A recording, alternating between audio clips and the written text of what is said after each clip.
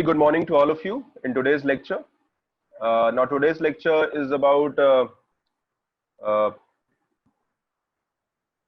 the economics. This is the first lecture of economics, and so we are just starting this module of economics for aspirants who are giving prelims this year. And I can see other students also have joined. That is completely okay. थोड़ा सा pace class का थोड़ा सा it will be little on the higher side, but I assume understanding would not be an issue. Now, so before starting, let's understand about the basics of economy. I'm sure students have attended the NCERT based lectures.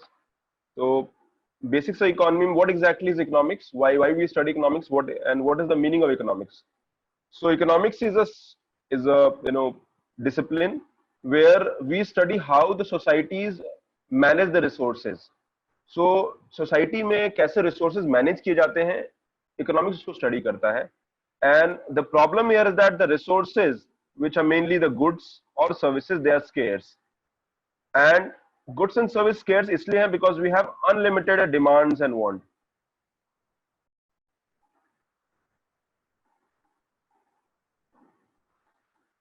आप देखिए ना, आप in any point of time, at every point of time, you will always feel that you have less than what you want. You want more of income, you want more of maybe goods, you want more of services, and that list will never end. Moment your income increases, a new set of demand will come. So there is ये economy के अंदर एक common देखने को मिलता है that people have unlimited demand, and when people have unlimited demand, the problem here is that the demand cannot be met in the present system. कई बार ऐसा भी होता है कि demand is practically impossible to meet because the resources जो हमारे पास available है वो limited है, scarce है. And then what happens that society must use the resources efficiently. तो society का objective क्या होता है, कैसे हम इन resources को efficiently use करें. Let's assume you have your income is 50,000 rupees, and in this 50,000 rupees you'll always feel that you need more because अभी जब आप नहीं कमाते थे तो आपकी लाइफ बहुत सिंपल थी, but moment you are earning more, you want big house, a vehicle, n number of things. And जैसी वो set of demand meet होंगी, again new set of demand will come. So scarcity means there is not enough for everyone. And here what happens, society economics इसको study करता है and they try to focus that कि इस resources को कैसे आप maximize करोगे, because goods जो है वो limited है, the resources available है वो limited है and wants are unlimited. So here how do we ensure कि ये resources का management हो. तो economics एक basic assumption ही मान के चलता है that resources or goods and services in the economy are limited or they are scarce, and because people have unlimited wants, and that is where you have to optimize the resources. तो हमारा दो काम होगा, scarcity किस form में होगा, land, capital, resources, time, and what do you want? You have virtually unlimited human wants. Okay, आपको सब कुछ चाहिए, ठीक है. अब इसमें इकोनॉमिक्स यही स्टडी करता है कि हम दोनों को बैलेंस कैसे करें. How do we manage the unlimited human wants with available resources that we have in the economy और country. Now question here is that फिर होता क्या है. बेसिकली इकोनॉमिक्स में हम लोग economy studies about the resources.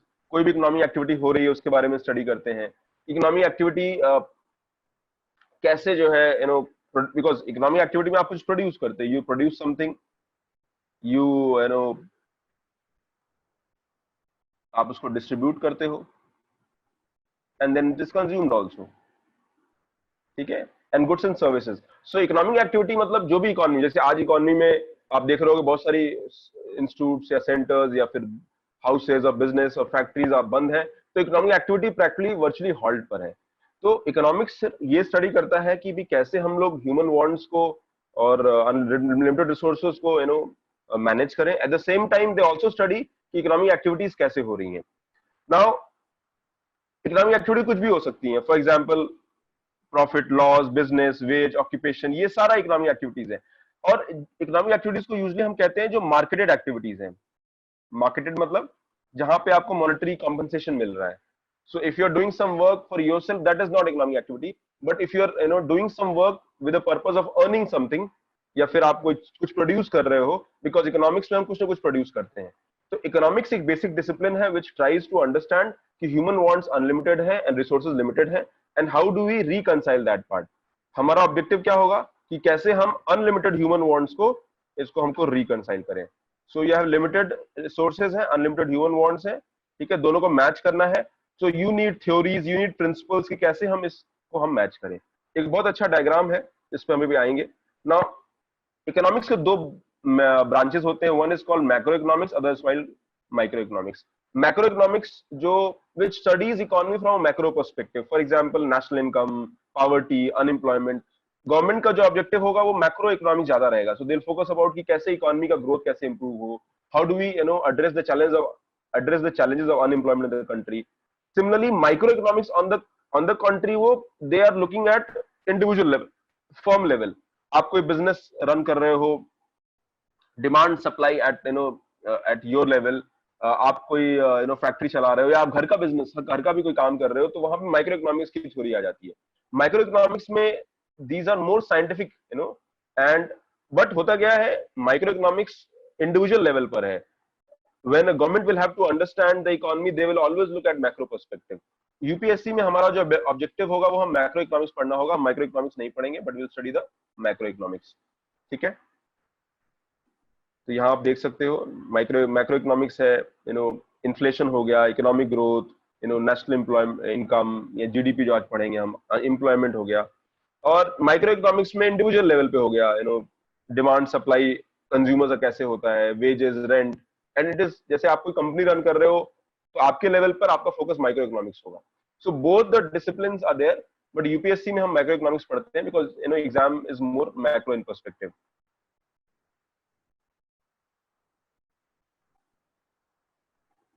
Now एक बहुत बेसिक, जैसे मैंने कहा रिसोर्सेज लिमिटेड है एंड अनलिमिटेड वांट्स है। जब रिसोर्सेज लिमिटेड है, अनलिमिटेड वांट्स है, तो आप क्या करते हो, आप उनको सॉल्व करने की कोशिश करते हो बाय इकोनॉमाइजिंग। तीन ऑप्शन है आपके पास, resources are limited but unlimited wants are there. एक मैक्रो लेवल पे कंट्री क्या करेगा, अपनी इनकम ग्रोथ बढ़ाएगा। So let's focus on economic growth. Moment economic growth होगा, दैट मींस इकोनॉमिक ग्रोथ का मतलब क्या हुआ, जीडीपी ग्रोथ का मतलब क्या हुआ। इकोनॉमिक ग्रोथ और जीडीपी ग्रोथ का मतलब हो गया that you are focusing on increasing the value of output. आपका जो कंट्री का आउटपुट है आप बढ़ा रहे हो, विच मींस आप रिसोर्सेज प्रोड्यूस कर रहे हो। तो अगर मान लीजिए कोई कंट्री अगर 6% से 5% से ग्रो कर रही थी और 7% से ग्रो करने लगी, तो अगर वो 7% से ग्रो करने लगी तो उनकी ग्रोथ से में क्या होगा, प्रोडक्शन एक्टिविटीज होंगे, इनकम होगी, गवर्नमेंट का टैक्सेस बढ़ेगा, गवर्नमेंट के रिसोर्सेज बढ़ेंगे, उस पूरे प्रोसेस में एम्प्लॉयमेंट जनरेट होगा, एंड दैट इज हाउ जो रिसोर्सेज हमारे लिमिटेड है वो मैनेज हो पा रहे हैं। एक डेवलप्ड और डेवलपिंग कंट्री में यही फर्क होता है। A developed country has more resources. If I talk about today, मैं आज की अगर हम बात करते हैं and try to understand the problem that we are facing today, countries like USA ने क्या किया, यूएसए आर थिंकिंग अबाउट कि हम 10% अपनी जीडीपी का, विच इज समवेयर अराउंड, उनकी 20 ट्रिलियन जीडीपी है, 22 ट्रिलियन, तो 22 ट्रिलियन उनकी जीडीपी है। तो they are spending around 10% of GDP.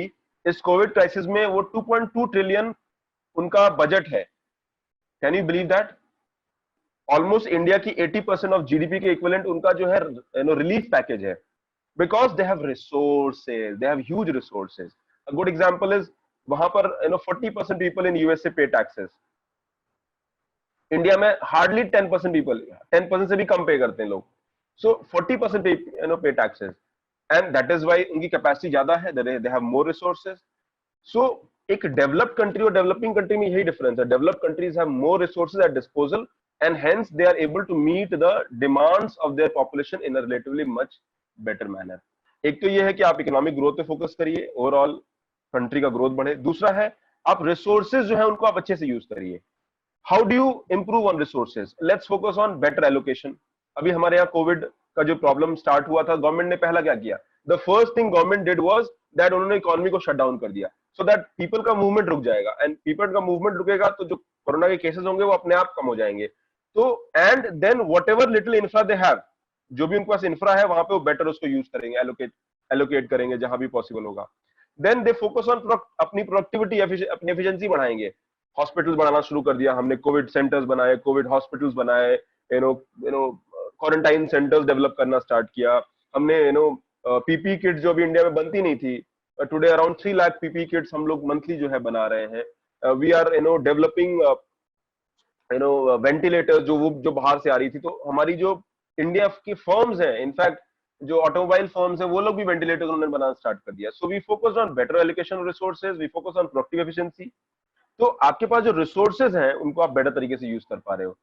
Similarly if I talk about economy level, focus employment पे भी होता है. अगर हम एम्प्लॉयमेंट, लेट्स से इंडिया की हम बात करते हैं, so if everybody gets good employment, अगर हम इन जनरल ये मान ले, तो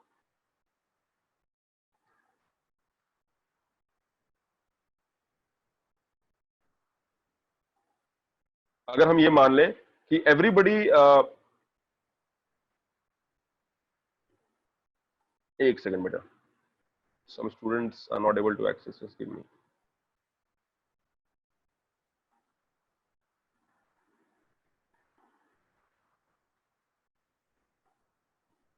Okay, so if you are able to provide employment to the population, हम ये कह सकते हैं कि हमारा resources better तरीके से यूज रहा है, they'll be more productive. Similarly, equity पे फोकस करते हैं, जो weak and vulnerable sections हैं उन पे उनको हम अलग से reservation provide करेंगे, will help them so that resources are utilized better तरीके से. और we can reduce our want, हम अपने want से reduce कर दें, reduce our expenses. तो यही तरीका है, या तो आपने इनकम बढ़ाइए, या तो जो रिसोर्सेज है उनको आप बेटर तरीके से यूज करिए, या reduce your want. I'll give you another good example. If I talk about India and Bangladesh, आप सरप्राइज हो जाओगे कि बांग्लादेश की जो पर कैपिटा इनकम है वो इंडिया के ऑलमोस्ट हाफ है. बट बांग्लादेश के जो हेल्थ इंडिकेटर्स हैं वो इंडिया के या बराबर है या बेटर है, which means they are investing, they are using the resources in a much better manner in comparison to India. So we have examples. तो अगर हम इकोनॉमी में मैक्रो पर्सपेक्टिव में देख रहे हैं, रिसोर्सेज की स्कैर्सिटी हमेशा होती है, बिकॉज द रिसोर्सेज हमारे पास जो होंगे वो हमेशा लिमिटेड होंगे, and the reason is we have unlimited want. आप गवर्नमेंट से क्या एक्सपेक्ट करते हो, अपने आप से क्या एक्सपेक्ट करते हो? गवर्नमेंट से एक्सपेक्ट करते हो गवर्नमेंट आपको education they, health they, free benefits they, that is what you want. अपने अपने से क्या एक्सपेक्ट करते हो? आपकी इनकम बढ़े, सो दैट आपकी जो वांट्स है उनको आप मीट कर पाओ. Similarly you can analyze or you can use this approach अपने resources को manage करने के लिए. एक तरीका ये है कि अपने खर्चे कम कर लो, या दूसरा इनकम बढ़ाओ. That is how you able to manage your scarcity. So ये एक common problem scarcity and choice की देखने को मिलती है. ठीक है. फिर इकोनॉमिक्स एंड इकोनॉमी में डिफरेंस क्या होता है? इकोनॉमिक्स थ्योरी है, प्रिंसिपल थ्योरी हो गए, प्रिंसिपल्स हो गए, इसका जो एप्लीकेशन हो गया वो इकोनॉमी होगी. So economics across the world, आपको यूएसए में हो या any part of the world, everybody is reading economics. सब लोग economics पढ़ रहे हैं, but they are trying to apply. So हम लोग इंडियन इकोनॉमी के पर्सपेक्टिव में हम लोग अप्लाई कर रहे हैं. So economics is theory and this is practical, और ये कैसे एप्लीकेशन हो जाता है. So when we try to understand theories of economy, we can apply the theories of economy and understanding Indian economy, और accordingly हम लोग प्रॉब्लम सॉल्व कर पाएंगे. So theory and practice है. So economics is theory and practice is economy. So as a student of economics, आप economics पढ़ते हो, and then you understand India's economy and you are trying to solve the problems of Indian economy. आप इसको Indian economy की problems को solve करने का effort करते हो.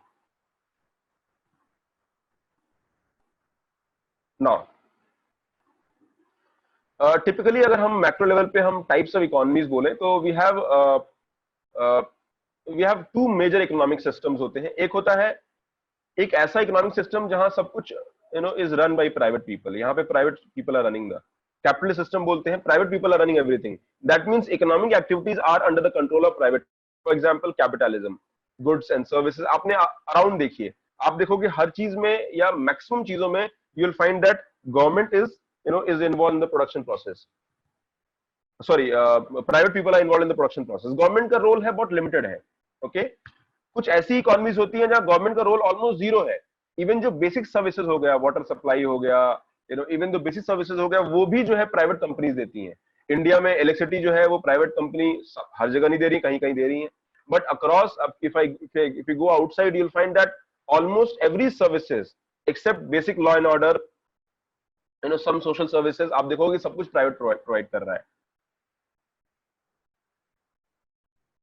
सो economic system in which capitalism ज्यादा देखने को मिलता है, वो हम उसको कैपिटलिस्ट सिस्टम बोलते हैं.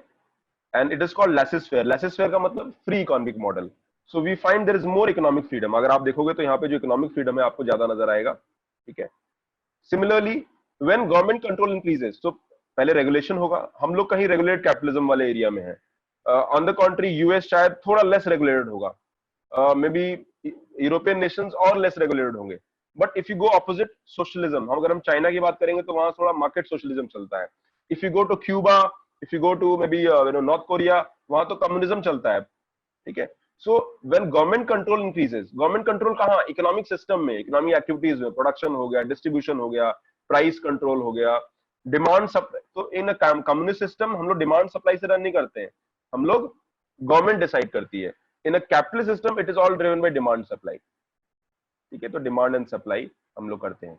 तो इसको हम लोग तीन मॉडल कहते हैं, स्टेट मॉडल यानी कम्युनिस्ट या गवर्नमेंट मॉडल कह लीजिए, सोशलिज्म कम्युनिज्म, मार्केट यानी लासेस फेयर हो गया, एंड दूसरा हो गया स्टेट मार्केट मिक्स, जो प्रेवलेंट है हर जगह. आप देखोगे कंप्लीटली कम्युनिस्ट या कंप्लीटली कैपिटलिस्ट सिस्टम पॉसिबल नहीं है, but we have a system जहां पे हम लोग स्टेट मार्केट मिक्स है. और हमारा ऑब्जेक्टिव क्या होगा कि जहां प्राइवेट प्लेयर अच्छा परफॉर्म कर सकता है हम प्राइवेट को रास्ता देंगे, and wherever government can perform better will give way to the government. So all the areas of public services हो गया, public education, public health, हम लोग चाहेंगे गवर्नमेंट इंश्योर करे. दो private system is already also there, but we would expect कि अगर मान लीजिए गवर्नमेंट हॉस्पिटल अच्छे हो जाए. For example if you go to Kerala, अगर केरला में if you feel any kind of problem, अगर आपको चोट लग जाती है, आप वहां के जो कम्युनिटी सेंटर जाओगे, हेल्थ सेंटर जाओगे, they are much better equipped than if you go to the other part of India. तो वहां पे आप ये कह सकते हो that they have a very strong and effective public system. So our objective है कि हम एक अच्छा पब्लिक हेल्थ केयर सिस्टम को डेवलप करें, and that good public health care system is something that we will as because health is a matter of right, जो आपको मिलना चाहिए. तो इसमें अगेन कितना रेगुलेशन होना चाहिए, that is something depends on multiple factors कि गवर्नमेंट का अप्रोच क्या है, उनकी पॉलिटिकल आइडियोलॉजी क्या है.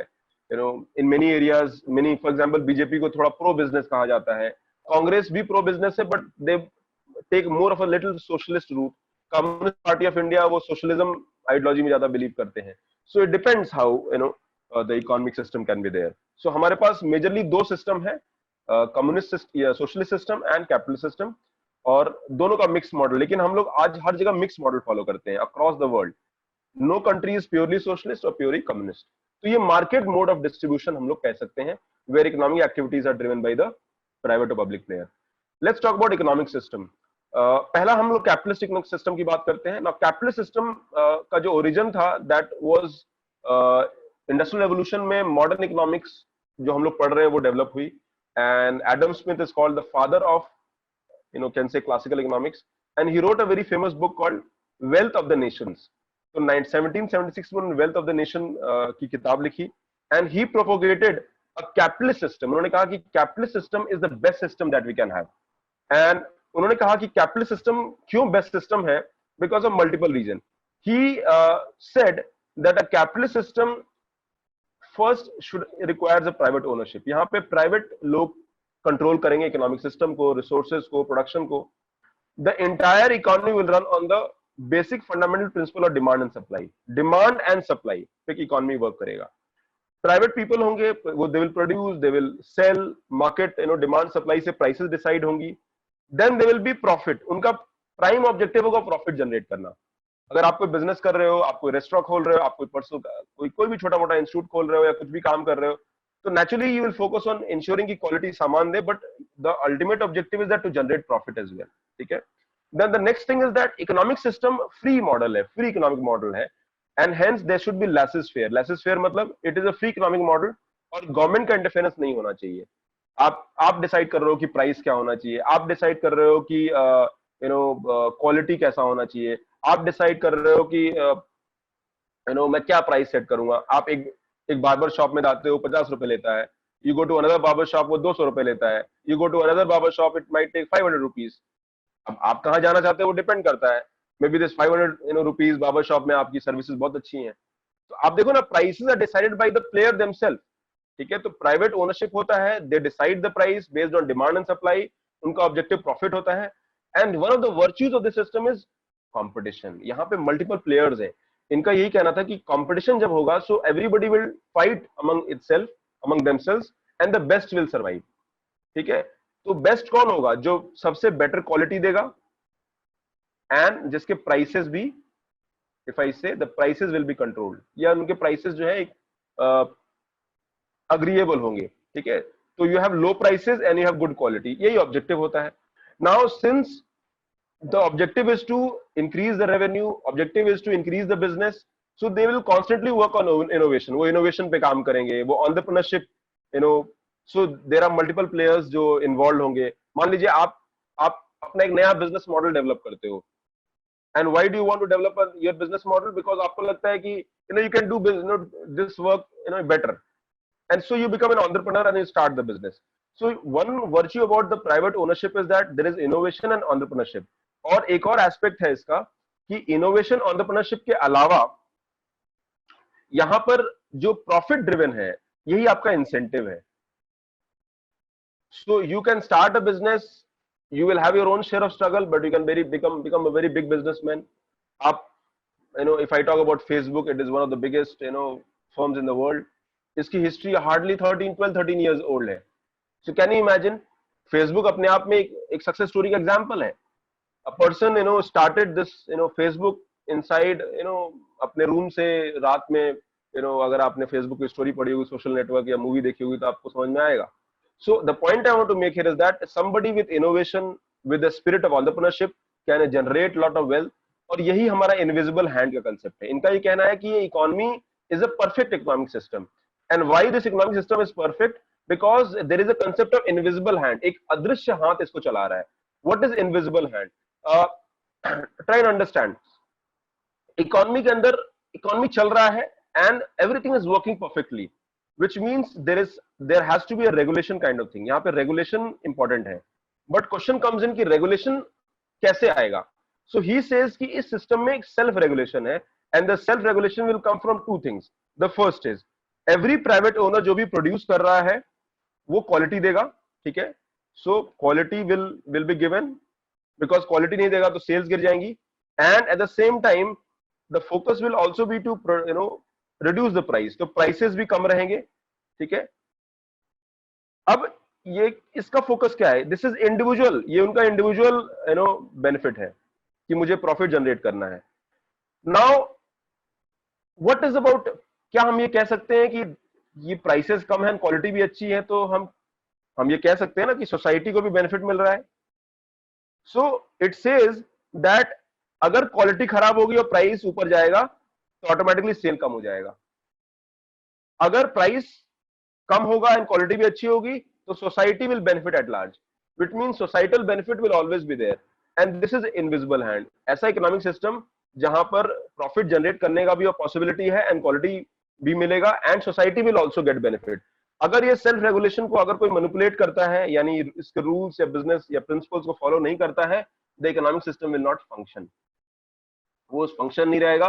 आप जो है बाहर हो जाओगे सिस्टम से, आप बिजनेस नहीं कर पाओगे।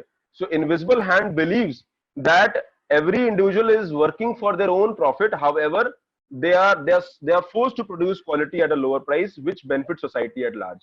यानी अपने आप में एक सेल्फ रेगुलेशन सिस्टम में देखने को मिलता है, and this is the example of a capitalist system. उनका ये कहना था कि अ परफेक्टली कैपिटलिस्ट सिस्टम ऐसा है जहां गवर्नमेंट का रोल ऑलमोस्ट जीरो है, and everything should be based on competition, innovation, you can say demand and supply, and that is how the entire system will work। तो ये हमारे कैपिटलिस्ट इकोनॉमिक सिस्टम का जो है वर्च्यू था। Now coming to the socialist system. अब ये हम लोग मान रहे हैं, and we are talking about 18th century, यहाँ पे कैपिटलिस्ट सिस्टम आया था। Now coming to the socialist system, capitalist system जब डेवलप हुआ, so capitalist system created some problems, and the biggest problem of the capitalist system was that capitalist system led to creation of inequality in society। कुछ लोगों के पास बहुत सारा wealth आया, resources आए, because जो प्रोड्यूसर्स थे, द बिजनेसमैन थे, they generated huge amount of wealth and income, and when they were able to generate huge amount of wealth and income, they became very rich. तो जो masses थे वो poor थे। So suddenly we found a society divided into two groups, the so called rich, और ये new rich थे जिन्होंने innovation किया, एंटरप्रेन्योर थे, end of course the rest masses की हम जो बात कर रहे हैं, जो इनकी रिच की फैक्ट्रीज में काम कर रहे हैं। So Karl Marx saw that there was huge inequality and wide disparity in society। तो इन्होंने कहा कि इकोनॉमिक सिस्टम जो लेसेस फेयर मॉडल है, कैपिटल सिस्टम है, ये अपने आप में इसकी सबसे बड़ी लिमिटेशन है that it is only working for few people. and we cannot have such system. So he said that we need a new economic system, और ये उल्टा रहेगा, and new economic system ऐसा रहेगा जो कि which will focus that government should control everything. So he said problem क्या है, प्रॉब्लम ये है कि वेल्थ सबके पास है, वेल्थ किसी कुछ लोगों के पास है, सबके पास नहीं है। तो उन्होंने कहा ऐसा करते हैं कि सारा काम प्रोडक्शन का, because let's insure that all the economic activities are under hand of government, government सारा ओन कर रही है, सब कुछ सेंट्रल गवर्नमेंट प्लानिंग कर रही है, गवर्नमेंट सबको रिसोर्स देगी, जॉब देगी, एजुकेशन देगी, free education, health, welfare and everything will be given, and there will be equality of opportunity, सबको बराबर का अपॉर्चुनिटी रहेगा। एक सिंगल प्लेयर रहेगा, प्रोडक्शन करेगा, वो गवर्नमेंट होगा, which means there will be zero competition, और सोसाइटी में रिच एंड पुअर कंसेप्ट नहीं होगा। They will only, and this society will be called as classless society. ऐसा सोसाइटी होगा जो क्लासलेस होगा, कोई क्लास नहीं होगा, मतलब एक रिच क्लास, यहाँ पे हमने देखा ना, एक रिच क्लास है, एक पुअर क्लास है, तो ये एक इकोनॉमिक स्टेटस है, आपके इनकम के बेस पे आप रिच बनते हो या पुअर बनते हो। तो इन्होंने कहा ये सोसाइटी ऐसी होगी जो क्लासलेस होगी, which mean there will be no exploitation, कोई डिफरेंस नहीं होगा, और यहाँ पे जो प्रोडक्शन होगा that will be guided by social benefit. For example, हम कुछ प्रोड्यूस कर रहे हैं, लेट्स टेक एन एग्जांपल, हम कहते हैं कोल्ड ड्रिंक बनेगी ही नहीं, क्यों नहीं बनेगी? कोल्ड ड्रिंक पीना आपको अच्छा लगता है, सभी लोग को अच्छा लगता होगा आई बिलीव, लेकिन कोल्ड ड्रिंक के हार्मफुल इफेक्ट भी पता है। आप चिल्ड कोल्ड ड्रिंक पीते हो, आपको बहुत अच्छा लगता है, आप चिल्ड बियर पीते हो, आपको बहुत अच्छा लगता है। आप देखो कैसे मारा मारी हो रखी है पूरे इंडिया में, ठीक है। आज दिल्ली गवर्नमेंट ने, कल दिल्ली गवर्नमेंट ने अपनी वेबसाइट लॉन्च करी कि दे कैन टेक ई पास, और उससे वो खरीद सकते हैं जाके लेकर, वो वेबसाइट ही क्रैश कर गई। Can you believe that? तो यहाँ पे क्या होगा, हम वही प्रोड्यूस करेंगे जो हमें लगता है जरूरी है, तो वो कहेंगे कोल्ड ड्रिंक की जगह हम सबको मिल्क देंगे, there will be no cold drink. Production will be guided by social benefit. The objective यहाँ पे हम प्रोड्यूस वही करेंगे, और वो भी हम प्राइस हम डिसाइड करेंगे, क्वालिटी हम डिसाइड करेंगे। सो that is how the entire thing will work. तो ये सोशलिस्ट सिस्टम, सबसे बड़ा वर्च्यू क्या था कि socialist system talked about welfare. उन्होंने कहा कि वेलफेयर करेंगे और सब सोसाइटी में सब लोग इक्वल होंगे, एंड एवरीथिंग विल बी और गवर्नमेंट क्या करेगी, गवर्नमेंट सब कुछ, गवर्नमेंट गुड्स ओन करेगी, गुड्स जब गवर्नमेंट ओन करेगी नहीं, डायरेक्टली वर्कर्स यानी पब्लिक का होगा सबका। गवर्नमेंट फैक्ट्रीज कंट्रोल करेगी, government price, quantity, resource, people, competition, सब कुछ गवर्नमेंट डिक्टेट करेगी, यानी प्रैक्टिकली प्राइवेट प्लेयर का कंसेप्ट ही नहीं होगा। So this idea was mooted by Karl Marx. उससे पहले भी आइडिया हुआ था, but German philosopher Karl Marx के आइडिया जो है बहुत फेमस हुए, and his idea became a reality when 1917 में रशियन रेवोल्यूशन, जिसको हम लोग बोल्शेविक रेवोल्यूशन कहते हैं, that happened, and eventually China में, पीपल रिपब्लिक ऑफ चाइना में भी कम्युनिस्ट रेवोल्यूशन आया। तो सोशलिस्ट इकोनॉमी का सिस्टम डेवलप हुआ। अब सोशलिस्ट इकोनॉमी के अंदर देखिए ना, सुनने में कितना अच्छा लग रहा है ना, कोई गरीब नहीं होगा, सबके पास जॉब होगी, सबको हेल्थ मिलेगा, सबको एजुकेशन मिलेगा, कोई भी इनइक्वालिटी नहीं होगी, सोसाइटी में सब लोग अच्छे से रहेंगे, किसी को nobody will face face any kind of problems in the country or society. So that is how it was believed कि ये बेस्ट और परफेक्ट सिस्टम जो है वो चलेगा। Now, so this was socialist economy. अब तो डिफरेंस क्या है सोशलिस्ट इकोनॉमी में, कैपिटलिस्ट में, या कम्युनिस्ट इकोनॉमी में? Socialist economy, communist economy, sorry capitalist economy वो होती है जहां गवर्नमेंट का रोल बहुत लिमिटेड होता है। सोशलिज्म में गवर्नमेंट का रोल बढ़ जाता है and private has limited role, and communism में practically government control everything and private का रोल वर्चुअली जीरो हो जाता है, ठीक है। तो socialist differ from communist in the way that they do not believe that workers will overthrow capitalist violently and suddenly. अच्छा, इसमें एक और बिलीव था कि कैपिटलिस्ट सिस्टम जितनी भी होंगी वो सोशलिस्ट में कन्वर्ट होंगी या कम्युनिस्ट में कन्वर्ट होगी, और एक रेवोल्यूशन होगा, ठीक है, और उस revolution will be between the rich and the poor, और फिर पुअर जो है वो रिच को ओवरथ्रो कर देंगे, because poor are in numbers, उनके नंबर्स बहुत ज्यादा हैं, और वो वायलेंट होगा, ब्लडी होगा, इट विल क्रिएट, बहुत सारे लोग मरेंगे, बिकॉज जो रिच है वो अपने वेल्थ को बहुत जल्दी छोड़ेंगे नहीं। So that is what the theory was given by Karl Marx, and his theory was based on the idea of dialectical materialism. Again, a sociological concept है। उन्होंने ये कहा कि जो भी हमारी सोसाइटी होगी, उस सोसाइटी के अंदर society will move towards the capitalist socialist system, और वो वायलेंस होगा। And he said it is a deterministic theory थी उनकी, उनका ये कहना था कि ऐसा होना ही है, बिकॉज सोसाइटी में उन्होंने बहुत इनइक्वालिटी देखी, लेकिन ऐसा हुआ नहीं, बिकॉज सारी कंट्रीज ने क्या किया, they adopted welfare also as a process. जब कंट्रीज में वेल्थ बढ़ने लगा, इनकम बढ़ने लगा, तो रिच से आपने ज्यादा टैक्सेस लिए, और वो टैक्सेस से आपने वेलफेयर जनरेट किया for the masses, eight the same time rich ने भी ये किया कि उन्होंने वेजेस बढ़ा दिए, लेबर लॉज ला दिया, तो जो ग्रीवियंसेस थे वर्कर्स के वो काफी हद तक एड्रेस हो गए। सो ये कैपिटलिस्ट सिस्टम ने क्या किया, अपने आप को रेगुलेट कैपिटलिज्म बना दिया। So every capitalist system is today a regulate capitalism, nobody can be perfectly less is fair model. लेकिन जो रेगुलेट कैपिटलिज्म मॉडल है उसमें वेलफेयर भी आज प्राइम फिलॉसफी। आप देखिए ना, अमेरिका जैसी कंट्री क्या कह रही है कि हम अपने 10% ऑफ माई आर जीडीपी हम लोग इस कोविड क्राइसिस से निकलने में हेल्प करेंगे। हम लोगों को आपको पता है सैलरीज लोगों को मिल रही हैं इन कंट्रीज लाइक ऑस्ट्रिया, इन कंट्रीज लाइक यूरोपियन नेशंस, वहां पर गवर्नमेंट पे कर रही है। आपकी जो सैलरी है वो 70-75%, आप घर पे बैठे हो लॉकडाउन में एंड गवर्नमेंट आपकी सैलरी पे कर रही है। You are working in a private organisation and government is paying your salary. आपकी जॉब, आप कहीं भी काम कर रहे हो तो गवर्नमेंट कंपनी से कॉन्टैक्ट करेगी भी आपका बिजनेस नहीं हो रहा है तो जो सैलरी है उसका हम 70% हम पे करेंगे, you can pay rest 30% if you have the resources. So that is how the things are. So we can say no country is purely capitalist, but rather we have regulate capitalism. In a normal circumstances हम business को capitalist system से run होने देंगे demand supply में, but कोई problem आएगा, crisis होगा तो government will take the lead role, और यहाँ भी वेलफेयर का ऑब्जेक्टिव जो है हमेशा रहेगा। सो that is how the communist and capitalist system was created. और सोशलिज्म में, कम्युनिज्म में जीरो प्राइवेट प्रॉपर्टी होगी, यहाँ पे प्राइवेट प्रॉपर्टी जीरो होगी। आज आपके पास जमीन है, आपके पास घर है, आपके पास लैंड है, आपके पास रिसोर्सेज हैं, but in a communist system सब कुछ गवर्नमेंट का होता है। लेकिन सोशलिस्ट सिस्टम में थोड़ा बहुत प्राइवेट प्रॉपर्टी जो है अलाउड होता है, ऐसा नहीं है कि वो जीरो करने की बात करते हैं।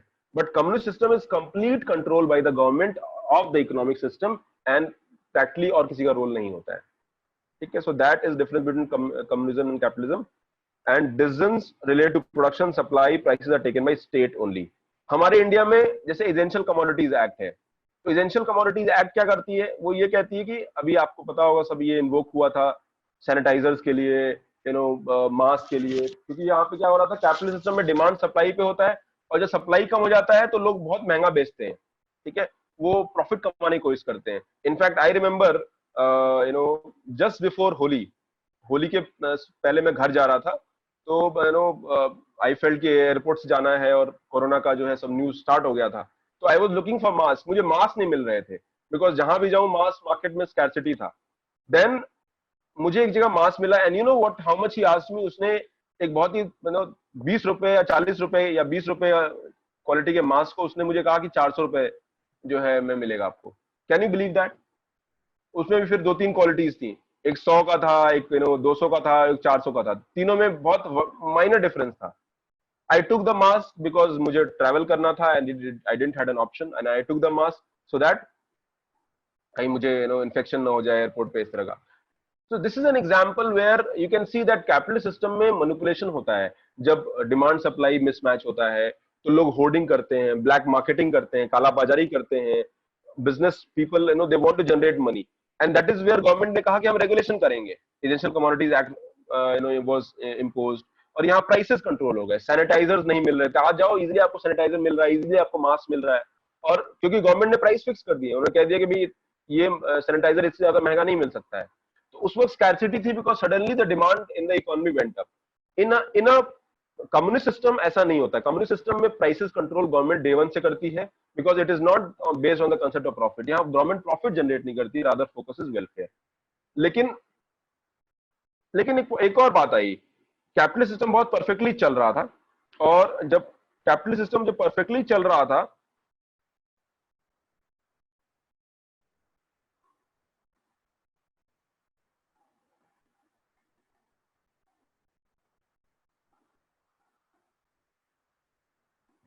कैपिटलिस्ट सिस्टम जब परफेक्टली चल रहा था तो हुआ क्या, it was believed, laces fair model क्या बिलीव करता था, लेसिस फेयर मॉडल ने बिलीव किया कि ये इकोनॉमिक सिस्टम परफेक्ट है, ठीक है, और इसमें सेल्फ रेगुलेशन है, इसमें इनविजिबल हैंड का कंसेप्ट है, बट मार्केट फेलियर्स का कंसेप्ट जो था, इन्होंने कहा मार्केट फेल ही नहीं होगा, बिकॉज मार्केट जो है वो लेसिस फेयर मॉडल में इनविजिबल हैंड रेगुलेट करेगा।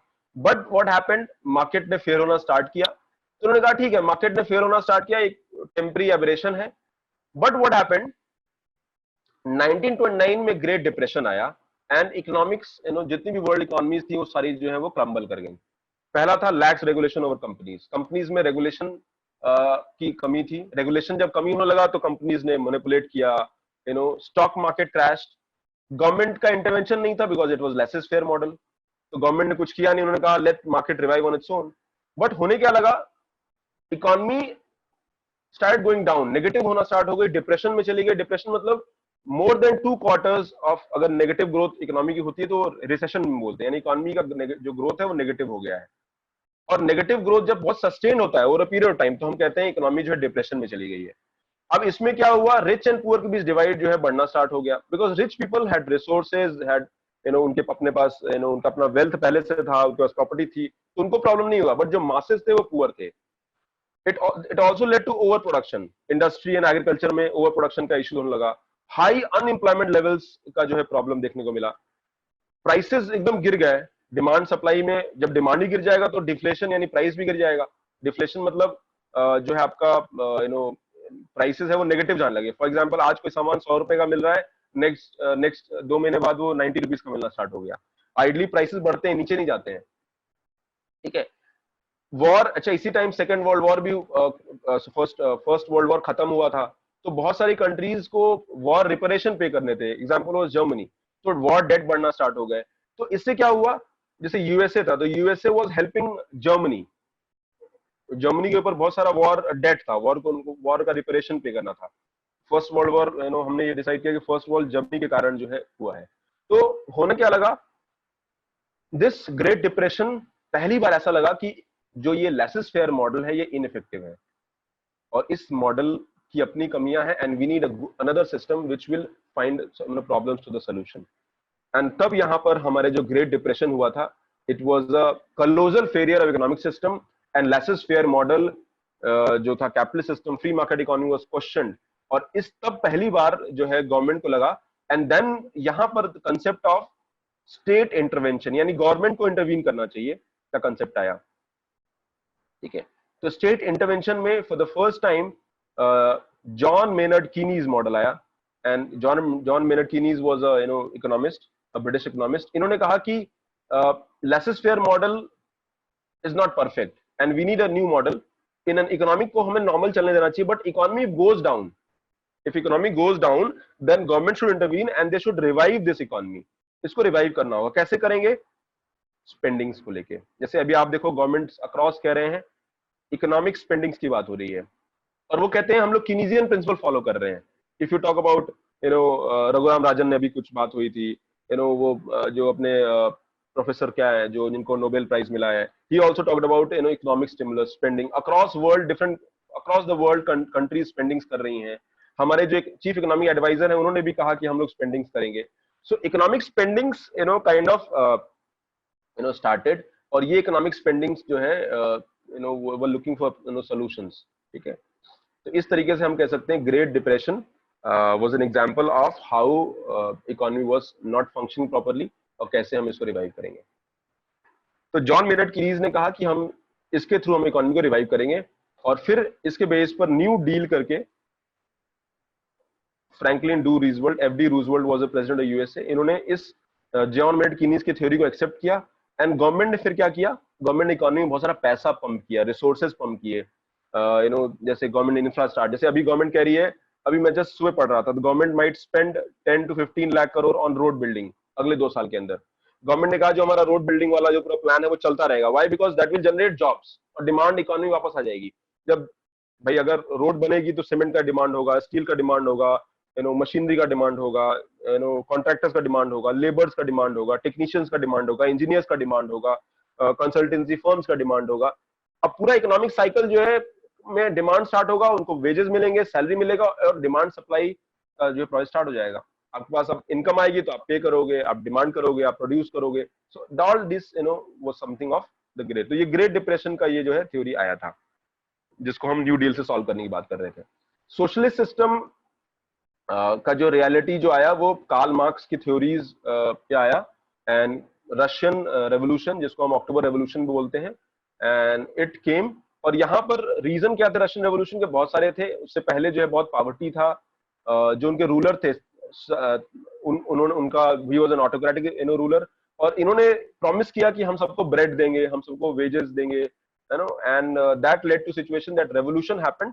और बाद में जो है लेनिन, पहले तो Lenin became the leader, Lenin, फिर लेनिन के बाद जो है Stalin became the leader. But बाद में क्या हुआ, ये दोनों लोग जो है, लेनिन तो उतना नहीं, but Stalin became a dictator, बाद में ये डिक्टेटर बन गए, बिकॉज इन्होंने जो प्रॉमिस किया था वो डिलीवर जब नहीं कर पाए, so they controlled the entire economy ruthlessly, और इन्होंने ऑपरेशन किया, डिसेंट को एक्सेप्ट नहीं किया, ठीक है। और ये सिंगल पार्टी रूल में बिलीव करते थे, ठीक है। So that is was a Bolshevik revolution that happened.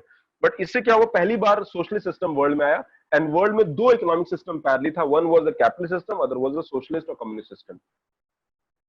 लेकिन इंडिया ने क्या किया, वर्ल्ड ने क्या किया कि वर्ल्ड ने दोनों से सीखा, and they said Keynesian model जो स्टेट इंटरवेंशन की बात करते हैं, उन्होंने कहा दोनों का बेस्ट लेते हैं, हम लोग कैपिटलिस्ट सिस्टम का demand supply, profit generation, you know, quality, innovation innovation, ये सब फोकस करेंगे, और सोशलिस्टिक गोल जो होंगे वेलफेयर के, दोनों को लेके will create a mixed economy. So mixed economy, regulated economy, market socialism is something that we see today. So government क्या प्रोड्यूस करेगी वो गवर्नमेंट डिसाइड करेगी, प्राइवेट क्या प्रोड्यूस करेगा वो भी गवर्नमेंट डिसाइड करेगी, and that is how economic system will move, ठीक है। सो ये आपके जो है मिक्स्ड इकोनॉमी है जो हम लोग फॉलो करते हैं।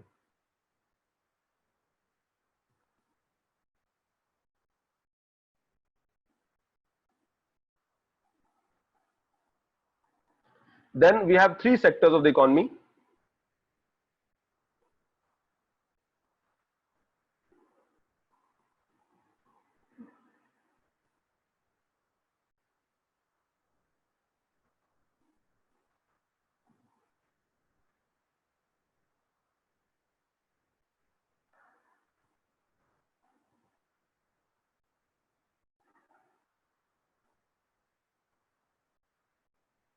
ये हमने डिस्कस किया था, बहुत सिंपल होता है sectors of the economy.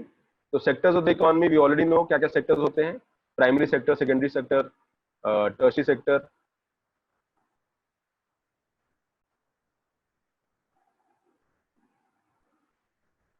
Okay, so we have sectors of the economy: primary, secondary, tertiary. So primary is based on agricultural activities, secondary based on manufacturing, tertiary ये बाकी सर्विस बेस्ड एक्टिविटीज जो sector होते हैं। तो इस तरीके से जो है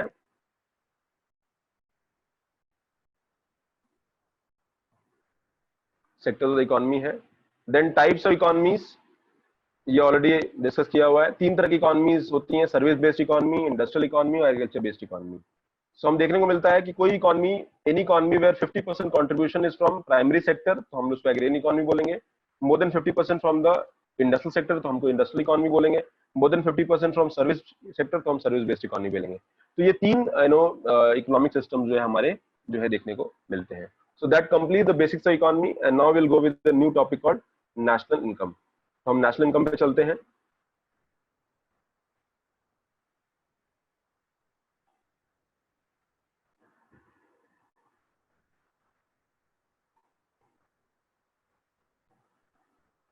Okay, so let's start with national income. Now, what exactly is national income? National income, जैसे मैंने कहा कि national income is about studying. National income is about studying, economic growth, GDP growth. तो हम लोग यूजली सिंगल पर्सन में हम लोग क्या करते हैं, हम लोग उसका इनकम अर्न करते हैं, इनकम मेजर करते हैं। But if you can do for the entire nation, that is called national income, या होल वर्ल्ड के लिए कर सकते हैं, तो इसको हम लोग एंटायर नेशन के लिए हम लोग जीडीपी बोलेंगे या जीएनपी बोल सकते हैं। होल वर्ल्ड के लिए we might say the word called world GDP या वर्ल्ड जीएनपी, ठीक है ना। तो वर्ल्ड जीडीपी का टर्म हम लोग यूज करेंगे। सो हम लोग, there are four ways to calculate GDP. One is called, four ways to calculate national income. पहला होगा GDP, the second would be GNP, और जीडीपी में भी एक और होता है NDP, net net domestic product, and NNP. तो ये चार जो है हमारे तरीके हैं: GDP, NDP, GNP and NNP. तो ये हमारे, there are four veg.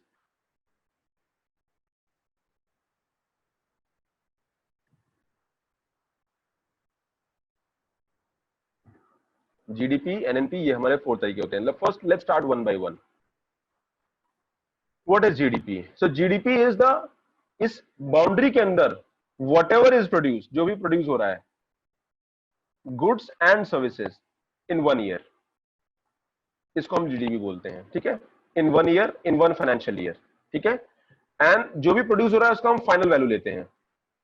So GDP is the total value of all the final goods and services produced within the boundary of a nation during 1 year, ठीक है। तो gross मतलब total, domestic मतलब boundary के अंदर, and total will be of goods and services together. So this is called GDP, gross domestic product. Gross means total with in the economy जो हम produce कर रहे हैं। नाउ इसका यूज क्या है?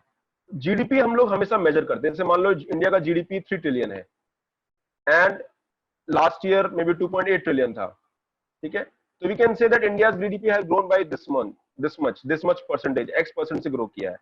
So GDP, change in GDP numbers from the previous year to the current year, ये growth rate होता है इकोनॉमी का। तो इसको हम लोग मान लीजिए 3% या 4%, लास्ट ईयर हमारी जीडीपी 5% से ग्रो किया था, उससे पहले 6.8% से ग्रो किया था, उससे पहले अराउंड 7% से ग्रो कर रहा था। सो that is how GDP growth can be seen. लेकिन जीडीपी ग्रोथ एक नंबर बता रहा है, it is a quantitative concept. ये बता रहा है कि हमारी इकोनॉमी का वॉल्यूम क्या है, साइज क्या है वैल्यू के टर्म्स में, ठीक है। It is use by world bank, IMF for international comparison. For example India की जीडीपी 3 ट्रिलियन है, यूएसए की जीडीपी 22 ट्रिलियन है, चाइना की जीडीपी 15 ट्रिलियन है। तो इस तरह से आप कंपैरिजन कर रहे हो कि अच्छा तुम्हारी इकोनॉमी का साइज बड़ा है, तुम्हारी इकोनॉमी का साइज छोटा है। अगेन इससे नहीं मालूम होता है, फिर हम एक और काम करते हैं दैट हम जीडीपी को पॉपुलेशन से डिवाइड कर लेते हैं, ठीक है। तो इससे हमारा एक कंसेप्ट आता है पर कैपिटा इनकम। फॉर एग्जांपल पर capita income of India is $2200, China is may be $8000, US is around $60000, ठीक है। तो यूएस में एक एवरेज यूएस में का जो सिटीजन है वो 30 मे बी 30 टाइम या 25 टाइम्स अर्निंग उसकी ज्यादा है। तो हम लोग एक तो साइज ऑफ द इकोनॉमी देखते हैं एंड वी आल्सो कैलकुलेट पर पॉपुलेशन या पर कैपिटा हम लोग देखने की कोशिश करते हैं। तो that is the aspect of GDP. Now we come to compare India and China. India and China का इंडिपेंडेंस अराउंड सेम टाइम हुआ था। आज इंडिया की जीडीपी जो है अगर आप देखोगे तो चाइना का ग्रोथ स्पेशली इस पीरियड में देखोगे, इस पीरियड में, ये अभी तक का पीरियड है, और यहाँ थोड़ा हम लोग के नजदीक चले गए, you can see China average जो चाइना का ग्रोथ रहा है दैट इज अराउंड 10% रहा है एवरेज। और इस पीरियड में इंडिया का जो ग्रोथ रहा है वो लगभग 6% के अराउंड रहा है। और उससे पहले अगर आप पहले का देखोगे तो इंडिया एंड चाइना की ग्रोथ काफी क्लोज थी, मतलब चाइना कभी कम ग्रो कर रहा है, कभी इंडिया कम ग्रो कर रहा है, कभी चाइना ज्यादा ग्रो कर रहा है, कभी इंडिया ज्यादा ग्रो कर रहा है, बट हम लोग का जो एवरेज ग्रोथ था वो काफी सिमिलर था, क्लोज था, विच मीन्स हमारी इकोनॉमी के साइजेस भी बराबर थे लगभग। बट 19 लेट 70s में चाइना में रिफॉर्म्स हुए and they move from communist system, वहां कम्युनिस्ट सिस्टम था, तो कम्युनिस्ट से they move to market socialism, वो मार्केट सोशलिज्म की तरफ मूव हुए, ठीक है। एंड तब क्या हुआ, वी विटनेस दैट चाइना की ग्रोथ बहुत तेजी से बढ़ी and average growth of China, जो हम लोग इकोनॉमिक ग्रोथ कह रहे हैं, इकोनॉमिक ग्रोथ मतलब जीडीपी का difference between last year to current year, वो बहुत तेजी से ग्रो हुआ and China became a big economy. And today we can see that China is almost 5 times of India in terms of GDP. It means high growth rate, if sustained for a long period of time, it will lead to lot of capital formation and resource generated can help in addressing challenges of the economy। अब देखिए वो example याद करिए जो पहला था, if high economic growth होगा तो कंट्री के पास रिसोर्सेज ज्यादा होंगे और रिसोर्स की स्कैर्सिटी हम लोग एड्रेस कर पाएंगे, and that is how will be able to solve the problems of the economy. हमने अपनी इकोनॉमी के प्रॉब्लम जो होते हैं वो हम लोग काफी हद तक सॉल्व कर पाएंगे, and that is what we need. Will be able to solve problems of poverty, infrastructure, welfare, यानी इन एरियाज में चाइना की पॉवर्टी 1981 में अराउंड 88% थी बीपीएल पॉपुलेशन, 2016 में that number was less than 1%, 1% से भी कम है। Can you believe that? India की पॉवर्टी इस वक्त अराउंड 40-45% थी या 50% मान लीजिए, और आज हमारा मे बी 10% अराउंड होगा। अभी we don't have the real number, but जो पिछला डेटा आया है वो मे बी 22% हमारी जो है पॉवर्टी थी। So we can see that if the country का इनकम बढ़ेगा, ग्रोथ बढ़ेगा, so that is how we'll be able to use the resources for welfare and that will lead to real development। so that is why the GDP growth एक बहुत important factor है, but GDP growth is one factor, it is the requisite of maybe for development, but GDP growth हो उससे development हो ऐसा जरूरी नहीं है। एक दूसरा कंसेप्ट आता है एनडीपी। हम लोग क्या करते हैं, हम लोग एक टर्म यूज करते हैं depreciation, so GDP minus depreciation will be called NDP. अब जीडीपी माइनस क्या, अब मान लीजिए एक फैक्ट्री है, उस फैक्ट्री में आप मशीन लगा रखा है आपने, एंड इससे आप कुछ प्रोड्यूस कर रहे हो। Let's say you are producing consumer goods, ठीक है। मान लीजिए एक ये एनी फैक्ट्री, लेट्स से आप यू नो टेक्सटाइल की फैक्ट्री है, ठीक है ना। अब टेक्सटाइल की फैक्ट्री में आप शर्ट्स बनाते हो या जो भी बनाते हो, लेट्स से आप शर्ट बना रहे हो और इस फैक्ट्री को आप यूज कर रहे हो। अब जो इससे फैक्ट्री से जो शर्ट बन के निकल रही है, माइंड इट, अब मान लीजिए फैक्ट्री की शर्ट 100 रुपीज है एवरेज, या 200 रुपीज एवरेज है मान लीजिए, तो इसमें सबका कॉस्ट है, labour cost, material, raw material, यहां पर इसमें एक मशीन का कॉस्ट भी आप जोड़ोगे, ये जो मशीन यूज हो रही है। अब देखो ना, जब मशीन यूज हो रही है तो मशीन आज नई है कल को पुरानी हो जाएगी, ठीक है। सो उसका वियर एंड टीयर होगा। Now machine after 10 years might have to be replaced. तो हम लोग क्या करते हैं, हम लोग यहाँ पर जो जीडीपी कैलकुलेट करते हैं, हम इस मशीन का वियर एंड टीयर भी लेते हैं। जीडीपी में हम लोग नहीं मेजर करते हैं, बट हम लोग एक और टर्म करते हैं एनडीपी, जो डेप्रिसिएशन होता है गुड्स एंड सर्विसेज का when the assets are being produced, वो हम लोग काउंट करते हैं। बिकॉज ये मशीन की लाइफ, लॉन्ग लाइफ हमेशा नहीं रहेगी, this machine will have to be replaced over period of time. तो जो आपको जीडीपी नजर आ रहा है, वो GDP is coming at a cost of machine losing its efficiency over a period of time, and that is called depreciation. तो हम उस डेप्रिसिएशन को भी मेजर करने की कोशिश करते हैं, ठीक है। लेकिन याद रखिए, GDP term, GDP is used for macro level, यानी जीडीपी हम लोग इंटरनेशनल कंपैरिजन के लिए कंपेयर करते हैं, but depreciation is more of a country specific होता है, बिकॉज डेप्रिसिएशन की वैल्यूज अलग अलग होती हैं। फिर अलग अलग जगह जो हम लोग प्रोड्यूस करते हैं, तो हम लोग यहाँ पे फैक्टर्स ऑफ प्रोडक्शन यूज करते हैं, लैंड हो गया, लेबर हो गया, मशीनरी हो गया। तो कई बार जो मशीनरीज या लैंड या फिर जो उसका अलग अलग डेप्रिसिएशन का फॉर्मूला हम लोग यूज करते हैं, and that is why we don't have a common depreciation method. तो हम लोग एनडीपी जो है वो कंट्री स्पेसिफिक होता है, हम लोग एनडीपी दो कंट्री का कंपेयर नहीं कर सकते हैं। So first, NDP is for domestic use only, to understand how depreciation is happening in the economy. Also used to understand, analyze the sectoral situation of depreciation in industry and trade in comparative period. मान लीजिए एक economic system का एक objective ये भी होता है that we should have a situation where depreciation is less and minimal. हमारा डेप्रिसिएशन लेस रहे, हमारा डेप्रिसिएशन जो है मिनिमल रहे, और तभी चीजें जो है वर्क करेंगी। सो यर फोकस विल बी कि हम डोमेस्टिक यूज पर को हम देखने की करते हैं। Also we try to show the achievements of the economy in the area of R&D which have tried cutting the levels of depreciation in the historical time period. हमने जब बॉल बेयरिंग बनाया तो डेप्रिसिएशन कम हो गया, right, machine की life बढ़ गई। हमने जब बॉल बेयरिंग के साथ उसमें इंजन ऑयल डाल दिया तो मशीन की लाइफ बढ़ गई। हमने जब इन्फ्लेटेड टायर बनाए तो व्हीकल की लाइफ बढ़ गई। So we are constantly working, हम इनोवेट कर रहे हैं सो दैट डेप्रिसिएशन हमारा कम हो। क्या कोई ऐसा हम आयरन बना सकते हैं जो रस्ट फ्री रहे? अगर हम ऐसा आयरन बना दें जो रस्ट फ्री रहे तो शायद डेप्रिसिएशन आयरन बेस्ड आइटम का होगा ही नहीं। That is practically impossible, but I am just saying the possibility. क्या इसकी कोई पॉसिबिलिटी है? ठीक है,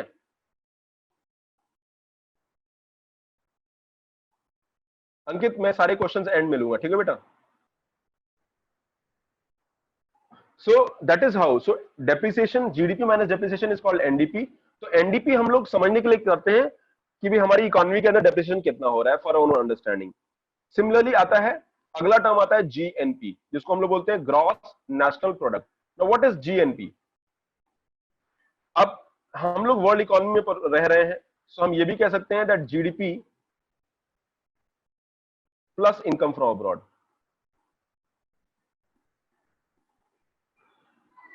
इसको हम लोग जीएनपी बोल देते हैं, बिकॉज इन इंटरनेशनल इकोनॉमी कुछ इनकम आपकी बाहर से भी आ रही होगी, लेकिन इनकम फ्रॉम अब्रॉड हम लोग नेट इनकम लेते हैं, ठीक है। So here the idea is to take trans boundary activities into consideration. तो जीडीपी में हम सिर्फ बाउंड्री के अंदर की बात करते हैं, एंड जीएनपी में टेक इनकम फ्रॉम आउटसाइड। लेकिन तो GNP, GDP is where production is taking place, and GNP is who is producing in the economy. लेकिन एक और चीज होती है, GDP is always, GDP is about place, GNP about who. तो यहां हम लोग यहाँ वर्ड यूज कर रहे हैं नेशनल प्रोडक्ट। नेशनल मतलब सिटीजन्स ऑफ द कंट्री। तो जब हम इनकम फ्रॉम अब्रॉड लेते हैं तो हम लोग क्या करते हैं, हम लोग नेट इनकम लेते हैं, और नेट इनकम में वी टेक, हम लोग इंडियंस जो अक्रॉस वर्ल्ड में रह रहे हैं उनकी इनकम लेते हैं, income of Indians living abroad, minus income of foreigners living in India, ठीक है। तो ये जो फॉरेनर्स हैं, तो हमारा ये नेट इनकम आता है। ठीक है। Now here it could be two things, individual भी हो सकते हैं, फर्म्स भी हो सकती हैं। For example Indians living outside, जो उनकी अर्निंग है वो हम उसको जीएनपी में काउंट करेंगे। इंडियन फर्म्स लिविंग आउटसाइड, उनको हम अपने जीएनपी में काउंट करेंगे। लेकिन जब हम जीएनपी में काउंट कर रहे हैं तो नेट इनकम में we will deduct the foreign firms in India, ठीक है। वो जीडीपी में हमें मतलब नहीं कि वो इंडियन कंपनी है फॉरेन कंपनी है, but in GNP we are concern about the countries residents. So we can say GNP is the total value of all the final goods and services produced by the nationals of the country, यानी हमारे country के citizens या nationals जो है जो produce कर रहे हैं उसको हम लोग काउंट करते हैं। रेजिडेंट्स नहीं, हम नेशनल्स पे जो है फोकस करते हैं, ठीक है। So that is what we call as GNP, ठीक है। सो यहां हम कर सकते हैं the value of goods and services made by countries residents and businesses regardless of the production location, ठीक है। Sound indicator of financial wellbeing of American and US based multinational companies. यहाँ पे क्या हो रहा है, हमें सिर्फ प्रोडक्शन देख रहे हैं जीडीपी में, जीडीपी इज ओनली, बट हम यहाँ पे जो भी अमेरिकन, इंडिया में इंडियन फर्म्स हो गया है, इंडियंस लिविंग आउटसाइड हो गए, उनको हम अर्निंग्स देख रहे हैं कि वो टोटल ले रहे हैं। तो जीडीपी और जीएनपी का डेटा अलग अलग आएगा, because income from abroad can be positive या कैन बी नेगेटिव। अब जैसे मान लीजिए इंडिया की बात लेते हैं, तो इंडिया में हमारे फॉरेन फर्म ज्यादा हैं, तो फॉरेन फर्म्स इन्वेस्ट करते हैं but they take the profit back, वो रॉयल्टी ले जाएंगे टेक्नोलॉजी में, वो इंटरेस्ट पेमेंट लेके जाएंगे अगर हमने लोन लिया हुआ है। तो इससे क्या होता है, हमारा जो इनकम फ्रॉम अब्रॉड होता है वो नेगेटिव हो जाता है। सो इंडिया केस में GDP is more than GNP which leads to outflows, interest payment, royalty and technology, तो ये एक एस्पेक्ट देखने को मिलता है। So net factory income from abroad, तो इसमें होगा income earn by normal residents abroad and transfer to India minus income earn by foreign citizens and transfer to their country. So ये हो जाएगा net factor income from abroad.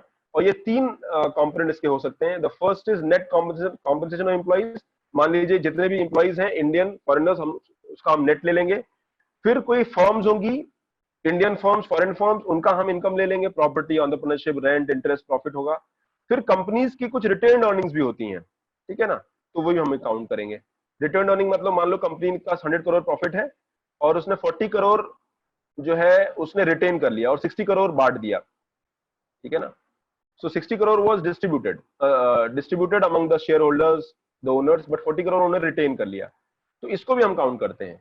So NFIA has broadly three components, net compensation of employees, net income from property and entrepreneurship. कोई Indian businessman outside है और या India में है, उसका बिजनेस सेटअप आउटसाइड है, तो वो भी अकाउंट करेंगे।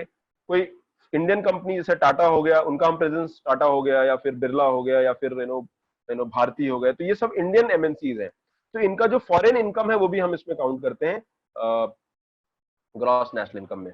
हम लोग सिर्फ काउंट कर रहे हैं, रिमेंबर, इसमें गवर्नमेंट को क्या मिल रहा है क्या नहीं मिल रहा है, that is immaterial. We are just counting, हम लोग ये देख रहे हैं कि आउटपुट कितना है, ठीक है। वी आर नॉट कंसर्न हमारी ये पैसा बाहर से आ रहा है नहीं आ रहा है, वो हम लोग उसको हम लोग एक मतलब हम लोग एक मैथमेटिकल कैलकुलेशन कर रहे हैं कि जीएनपी का नंबर क्या है और जीडीपी का नंबर क्या है। So in India case GDP is always higher. GNP उन कंट्रीज का ज्यादा होता है जो कंट्रीज एक्सपोर्ट बेस्ड होती हैं या जिन कंट्रीज के मल्टीपल एमएनसीज होते हैं, जैसे मान लीजिए जापान हो गया, ठीक है ना, तो इनके मल्टीपल एमएनसीज हैं अक्रॉस द वर्ल्ड है, तो वो सब लोग जापान में पैसा भेज रहे हैं, तो इनका जीएनपी विल बी हायर, ठीक है। सो डिपेंड करता है, तो every country will have different GNP और जीडीपी कॉन्सेप्ट इंटर रिलेटेड है, बिकॉज जो हमारे इकोनॉमिक सिस्टम्स होते हैं उसमें इट इज बिलीव्ड कि जो कोई भी वर्ल्ड की इकोनॉमीज होती हैं वो एक्सेप्टेड, तो हम लोग कैपिटलिस्ट सिस्टम में, हम लोग इकोनॉमिक सिस्टम में हम लोग यही करते हैं, that is GDP.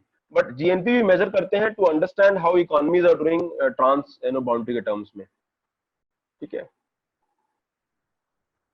It is a more exhaustive concept of national income than the GDP because वो quantity as well as quality की भी बात करता है। जैसे मान लीजिए आपका जीएनपी ज्यादा है, which means मे बी आपका एक्सपोर्ट ज्यादा हो सकते हैं या एक्सपोर्ट अर्निंग ज्यादा हो सकती है या फिर आपके एमएनसीज का प्रेजेंस ज्यादा होगा।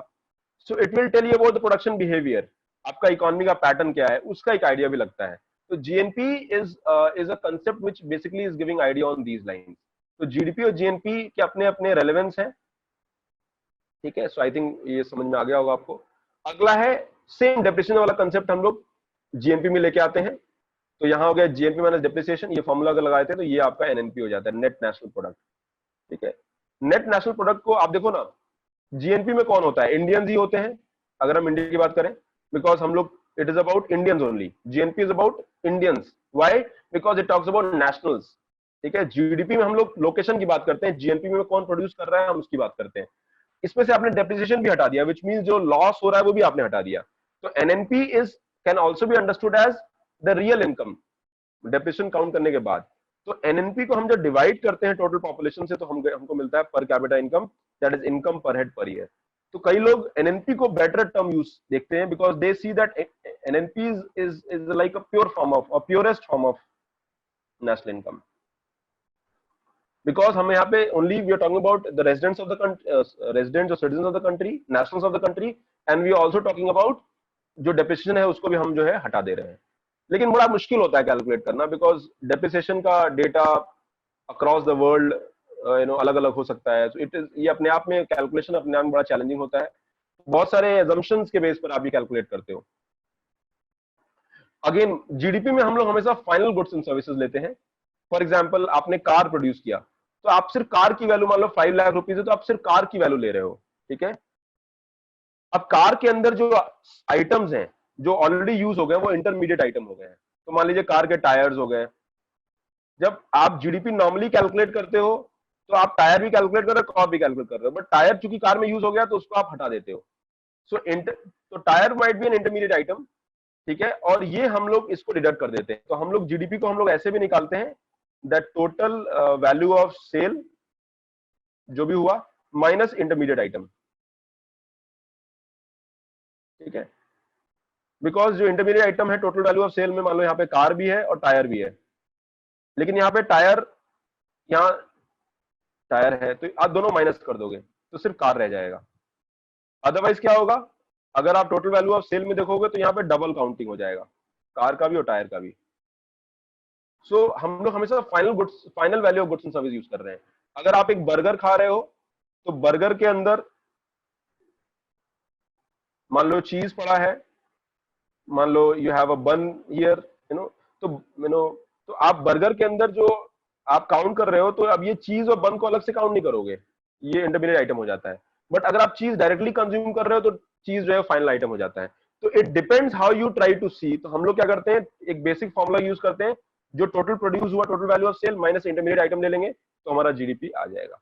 सो in GDP is always about final items, याद रखिएगा जीडीपी जो है इंटरमीडिएट आइटम का नहीं होता है, ताकि कोई कंफ्यूजन ना हो।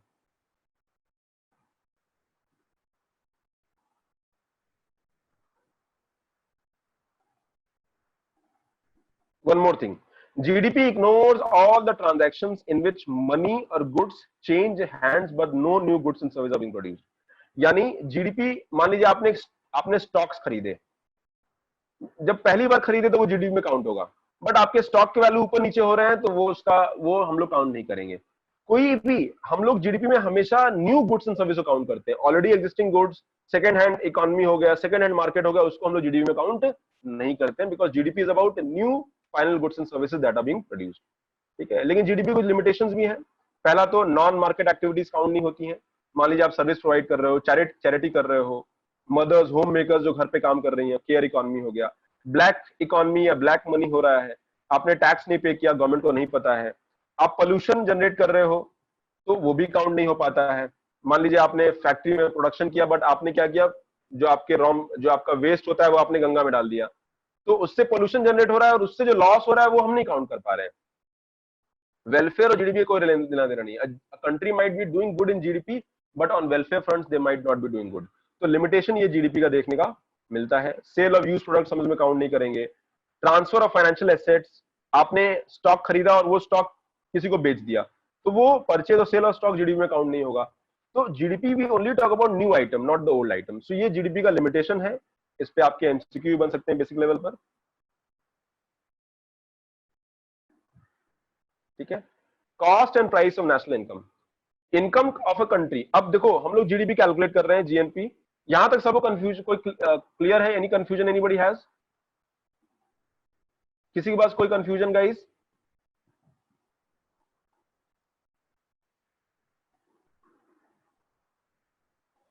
बिकॉज ये कंसेप्ट बार बार घूम के आएंगे। किसी को कोई कंफ्यूजन होगा they can ask me. I think everybody is clear, there no confusion.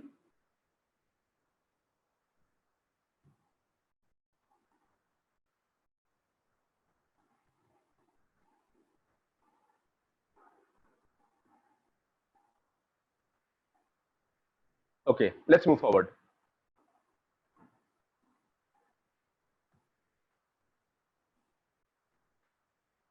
चलिए आगे बढ़ते हैं। Now will talk about cost and price. अब हम लोग जीडीपी निकालते हैं, दो लेवल पे निकालते हैं। तो GDP cost and GDP price देखते हैं क्या क्या मतलब है।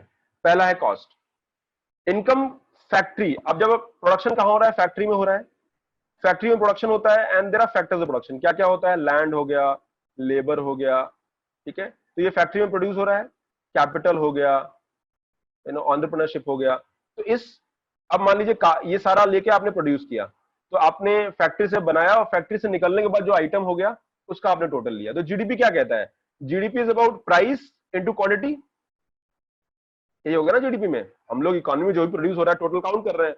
तो इकोनॉमी में जितनी भी क्वांटिटी है जितना ही प्राइस है वही हम लेते हैं। तो इसको हम लोग बोलते हैं फैक्ट्री से जस्ट बाहर आया है, तो इसको हम लोग बोलते हैं फैक्टर कॉस्ट,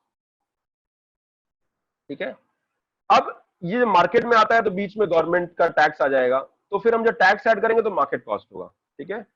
तो factor cost is the input cost of producer which is incurred at the process of production, ठीक है।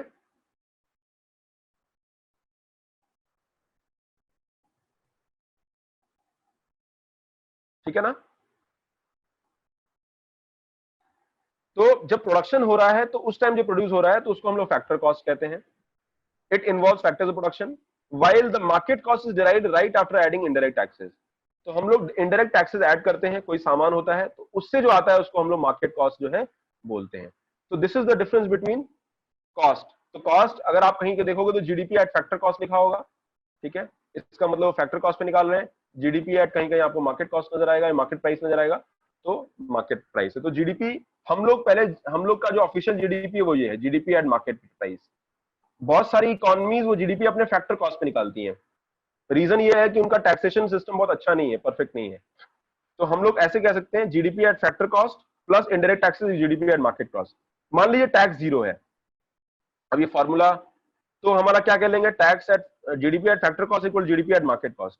गवर्नमेंट ने सब्सिडी दी तो कोई सामान 100 रुपए का था लेकिन आपको 80 रुपए का हो रहा है, तो मार्केट प्राइस 80 रुपए है, बट फैक्ट्री कॉस्ट इज यानी 20 रुपीज सब्सिडी हो गई। तो हम कह सकते हैं ना कि जो मार्केट कॉस्ट है वो फैक्टर कॉस्ट से कम है, which means GDP at factor cost equal to GDP at market cost plus subsidy हो जाएगा, बिकॉज ये 20 रुपए गवर्नमेंट सब्सिडी दे रही है। तो गवर्नमेंट सब्सिडी देती है वेलफेयर के लिए, प्रोडक्शन करना है या इनिशिएट करना है या कुछ भी करना है, तो ये हमारा GDP at factor cost, GDP at market cost plus subsidy वाला जो है एस्पेक्ट हम लोग देख सकते हैं। तो यहाँ पे हम क्या कह रहे हैं, GDP at market cost equal GDP at factor cost minus subsidy, taking taxes into account. तो क्या हो जाएगा, GDP at factor cost minus subsidy plus indirect tax, ठीक है। तो हम लोग ये कह सकते हैं कि ये फाइनल फॉर्मूला जो है दिखाई देगा, यानी GDP market cost equal to GDP at factor cost minus subsidy plus indirect tax. तो ये फाइनल फॉर्मूला जो है आपका यहाँ पर आ जाता है। तो most of the developing countries calculate GDP at factor cost due to uniformity of taxes goods not printed on time. पहले इंडिया भी 2011 से पहले हम लोग 11 से पहले हम लोग अपना जीडीपी जो निकालते थे वो जीडीपी फैक्टर कॉस्ट पे निकालते थे, लेकिन अब हम लोग जीडीपी मार्केट कॉस्ट पे निकाल रहे हैं, बिकॉज हमारी कंट्री के अंदर यूनिफॉर्मिटी आ गया है और अब हमारा टैक्स सिस्टम बेटर हो गया है और हमारा जो सीएसओ नया मेथड यूज करता है वो GDP at market cost use करता है। I will take some questions.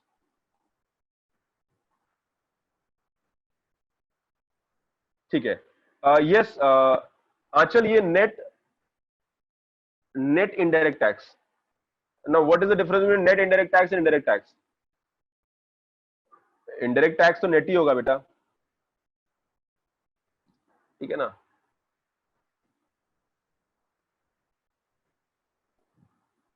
हाँ कह सकते हैं, see subsidies, we are accounting subsidies in to picture. तो अगर सब्सिडीज को पिक्चर में ले रहे हैं तो हम ये कह सकते हैं कि जो है, अब आप ये कह रहे हो कि नेट इनडायरेक्ट टैक्स मतलब कि सब्सिडी उसमें एडजस्ट कर दे रहे हो।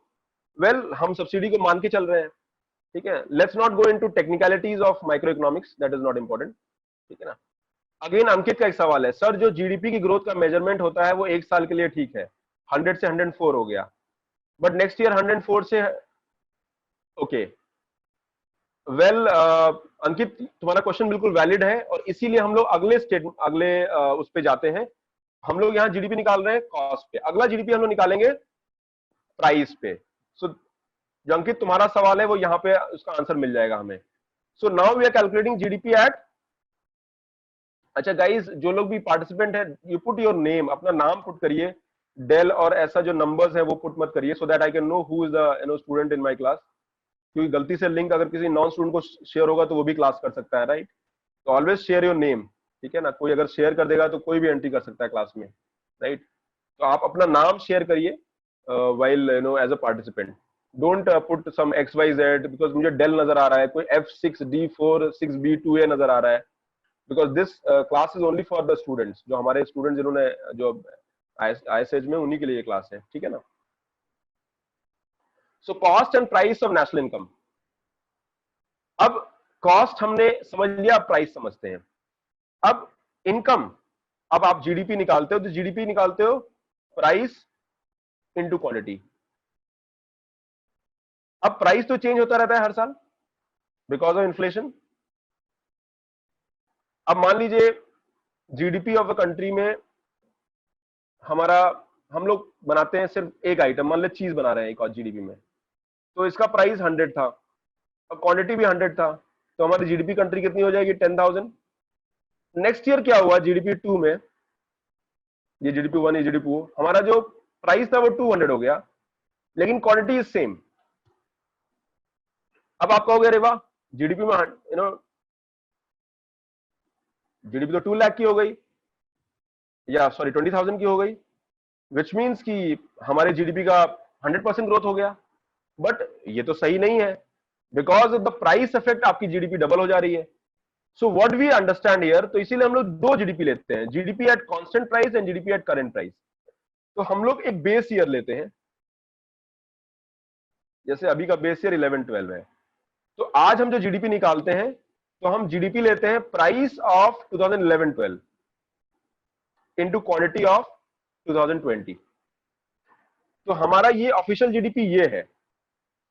तो अंकित तुम्हारा सवाल एड्रेस हो जा रहा है इसमें कि सर जीडीपी में जो डेटा आ रहा है वो बेस, तो बेस हम एक बेस पे लेते हैं करंट प्राइस में, तो this is called GDP at constant price. GDP current में हम लोग क्या लेंगे, price of 2020 and quality of 2020। तो इस जीडीपी करंट को हम लोग नॉमिनल जीडीपी बोलते हैं, और ये जीडीपी कांस्टेंट को हम लोग रियल जीडीपी बोलते हैं, ठीक है ना। तो हम लोग जब जीडीपी निकालते हैं तो हम लोग कांस्टेंट एंड करंट दोनों पे निकालते हैं। If it calculating at current market price, it is called GDP at current. If you are GDP at calculating GDP at the base year, तो उसको हम लोग बोलते हैं GDP at constant market price, ठीक है ना। तो current price include the impact of inflation, where is in constant price inflation stand still. This year is called base year at which inflation is stand still. तो हम लोग जो GDP निकाल रहे हैं वो 11-12 के बेस पे निकाल रहे हैं, तो ये हो जाएगा। और हम लोग का जो जीडीपी ग्रोथ होता है ना, वो हम लोग इसी पे मेजर करते हैं, ठीक है। हम लोग जीडीपी ग्रोथ हम लोग इस पे मेजर करते हैं, दैट इज इसको हम लोग रियल जीडीपी कहते हैं। और ये जो करंट है इसको हम लोग नॉमिनल कहते हैं, बिकॉज नॉमिनल जीडीपी में इन्फ्लेशन इन्फ्लेशन मतलब जो महंगाई का इफेक्ट होता है वो ऐड हो जाता है करंट मार्केट प्राइस, ठीक है। So that is called GDP constant and current, ठीक है ना। तो nominal GDP include the effect of inflation at this economic output without inflation adjustment. Real GDP is equal to economic output adjusted for inflation. It uses base year for year to year comparison, ठीक है। तो year to year comparison के लिए हम लोग देखते हैं इसको। तो that covers nominal and real GDP. किसी कोई कंफ्यूजन? आई थिंक यहां सबको समझ में आया गया होगा।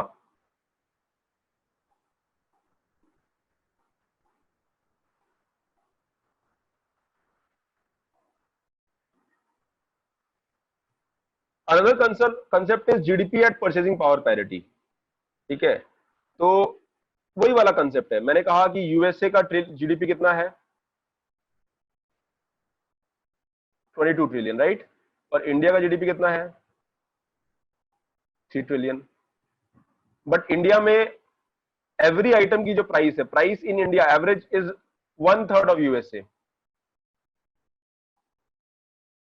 ठीक है, तो हमारी जीडीपी तो फिर गलत गड़बड़ है।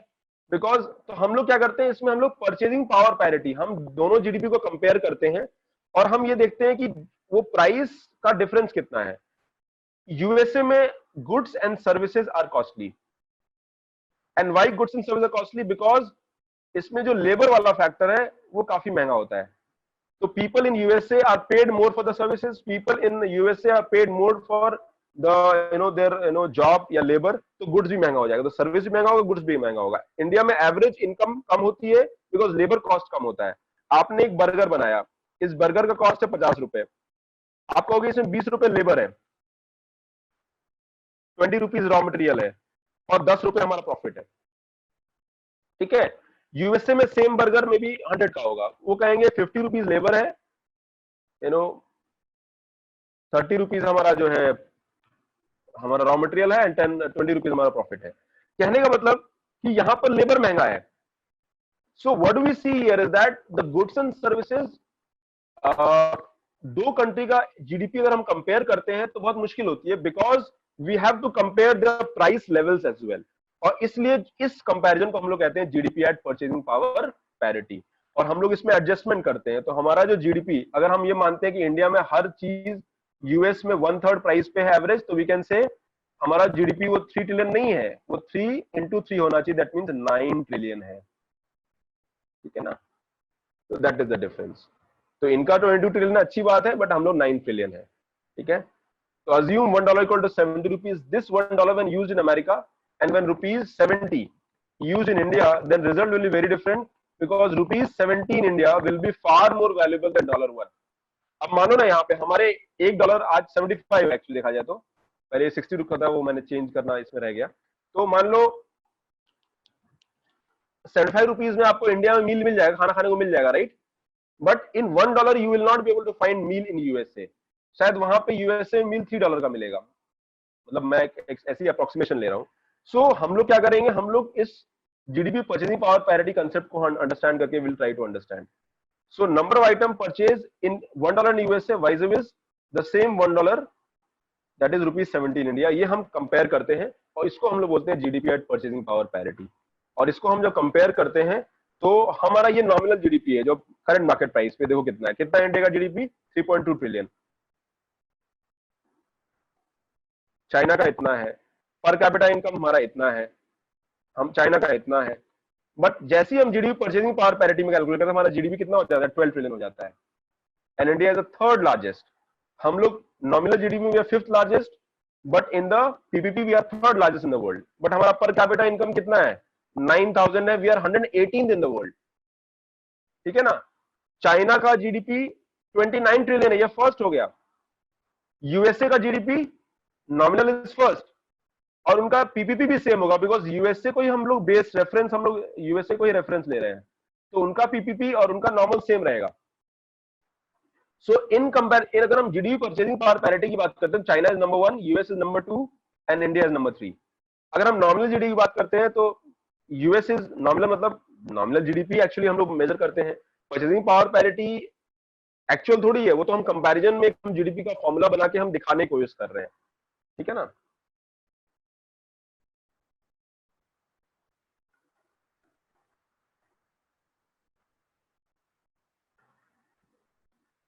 सो we can say here is that GDP हमारी जो कंट्री की है वो कितनी है, एक्चुअली वो 12 ट्रिलियन हो जाती है। तो ये देख के लग रहा है कि अरे भाई इंडिया तो बहुत अच्छा कर रही है, but here the real GDP जो हम लोग देखते हैं, हमें ये देखना चाहिए कि हमारा हमारा जो इनकम है, पर कैपिटा इनकम है, वो कितना है, बिकॉज वो पर कैपिटा इनकम हमें जो बेटर जो है अंडरस्टैंडिंग जो है चीजों की देता है।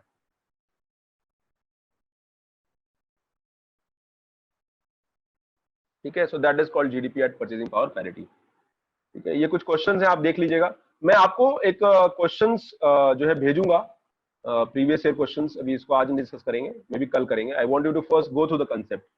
नाउ हम लोग जीडीपी निकालते कैसे हैं, and that is the next thing. National income estimation हमारा कैसे होता है। हैवी तो नहीं हो रहा है बच्चों आप लोगों को, just tell me, is it like heavy तो नहीं हुआ है ना, आर यू फीलिंग ओके? ऐसा नहीं कि बहुत ज्यादा हो जा रहा है हैवी, बिकॉज मेरा पेस थोड़ा तेज है आज। Just let me know. Okay,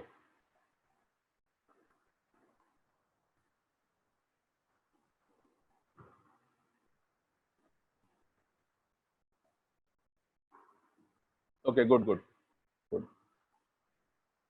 now हमारी इकोनॉमी में हम लोग जीडीपी कैलकुलेट कैसे करते हैं? एक बेसिक कंसेप्ट होता है, हम लोग we take a concept called circular flow of economy. तो सर्कुलर फ्लो ऑफ इकोनॉमी में हम लोग क्या कहते हैं, हम लोग मानते हैं कि इकोनॉमी है जिसमें कोई भी नहीं है, गवर्नमेंट भी नहीं है, ट्रेड भी नहीं है, सेविंग्स भी नहीं है, तो everybody is, there is a firms and there household. Firm क्या करते हैं? प्रोड्यूस करते हैं, ठीक है, और किसके लिए प्रोड्यूस करते हैं? वो गुड्स एंड सर्विसेज प्रोड्यूस करते हैं, और हाउस होल्ड उसको खरीदती है, यानी स्पेंडिंग्स करती हैं। सिमिलरली इसी फर्म्स के लोग जो है पेमेंट करते हैं, बिकॉज फर्म्स में जो काम करने वाले लोग हैं वो भी हाउस होल्ड से आ रहे हैं, and the household people provide the services to the firm. यानी एक सर्कुलर फ्लो ऑफ इनकम इस तरह चलता है, एक इंटरडिपेंडेंसी है इकोनॉमिक सिस्टम में सभी लोगों की, firms and house hold.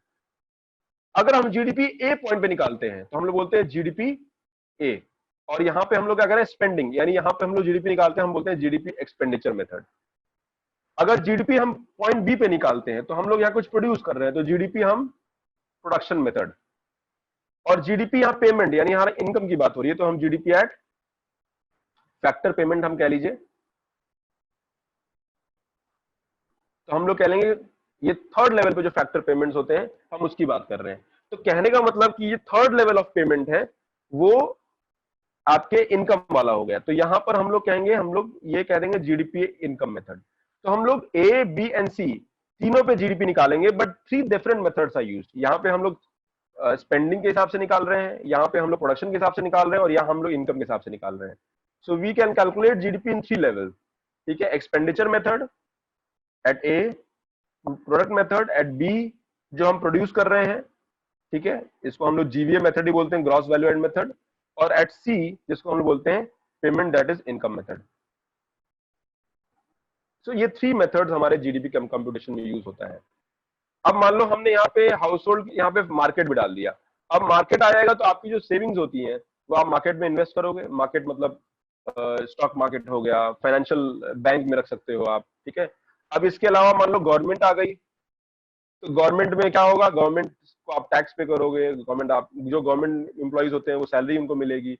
Government भी गुड्स एंड सर्विसेज प्रोड्यूस कर परचेज करती है, गवर्नमेंट को फॉर्म्स टैक्स पे करती हैं, ठीक है ना। तो ये जो है आपका हो जाता है। तो ये आपका सिंपल इकोनॉमी में हम लोग एक यहाँ पे मार्केट्स ऐड किया, यहाँ पे गवर्नमेंट को ऐड कर दिया, और यहाँ पर हमने गवर्नमेंट के अलावा हमने फॉरेन, अब ये क्लोज इकोनॉमी है, देखिए इंडिया के अंदर की बात हो रही है। अब हम लोग ये एक्सटर्नल इकोनॉमी का ऐड कर लें, this is a close economy. इस क्लोज इकोनॉमी हमने बाहर भी ऐड कर दिया, तो बाहर से हमारा एक्सपोर्ट इंपोर्ट ट्रेड इनकम, जो भी पैसा बाहर से आ रहा है तो वो बाहर से आता है, तो this is called close economy. और ये पूरा क्या है? Open economy. तो ये उसके डायग्राम हो गए। तो house hold, firms, market, government, तो ये एक सर्कुलर फ्लो ऑफ इनकम कहते हैं। It is a complex economy की हम बात कर रहे हैं, ठीक है। अब देखो यहाँ पे हाउस होल्ड है, तो हाउस होल्ड सेविंग करेंगे तो मार्केट में इन्वेस्ट करेंगे, या हाउस होल्ड में जरूरत होगी, आपको लोन चाहिए होगा तो लोन लोगे।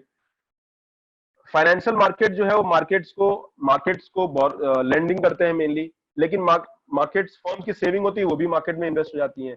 गवर्नमेंट आपको सब्सिडी पे करती है, टैक्स पे करती है, गवर्नमेंट फर्म्स को सब्सिडी पे करती है, गवर्नमेंट को फर्म्स टैक्स पे करते हैं, government goods and services firm से खरीदती है, ठीक है ना। जो लोग गवर्नमेंट एम्प्लॉइज होते हैं उनको फैक्टर पेमेंट मिलता है। कुछ ट्रांसफर पेमेंट्स होते हैं, वन टाइम वन वे होता है, जैसे मान लीजिए पेंशन का आपको पैसा मिल गया, या फिर आपको स्कॉलरशिप का पैसा मिल गया, तो ये गवर्नमेंट ट्रांसफर कर रही है। तो यहाँ कुछ हम लोग प्रोड्यूस नहीं कर रहे हैं, तो ये जीडीपी का पार्ट नहीं होता है। So these are called transfer payments, tax payments, household tax pay कर रहे हैं गवर्नमेंट को। फिर फॉरेन इकोनॉमी आ जाता है, यहाँ पर आप जो है goods services export import remittance, बाहर से कोई इनकम आ रहा है। तो ये सारा एक परफेक्टली जो है आप कह सकते हो इकोनॉमिक सिस्टम को जिस तरह से होता है, ठीक है ना। तो हम लोग क्या करेंगे, इन तीनों में हम लोग इसी सिंपल इकोनॉमिक सिस्टम को लेंगे और हम लोग जीडीपी निकालेंगे, और फिर we will add other aspect as well.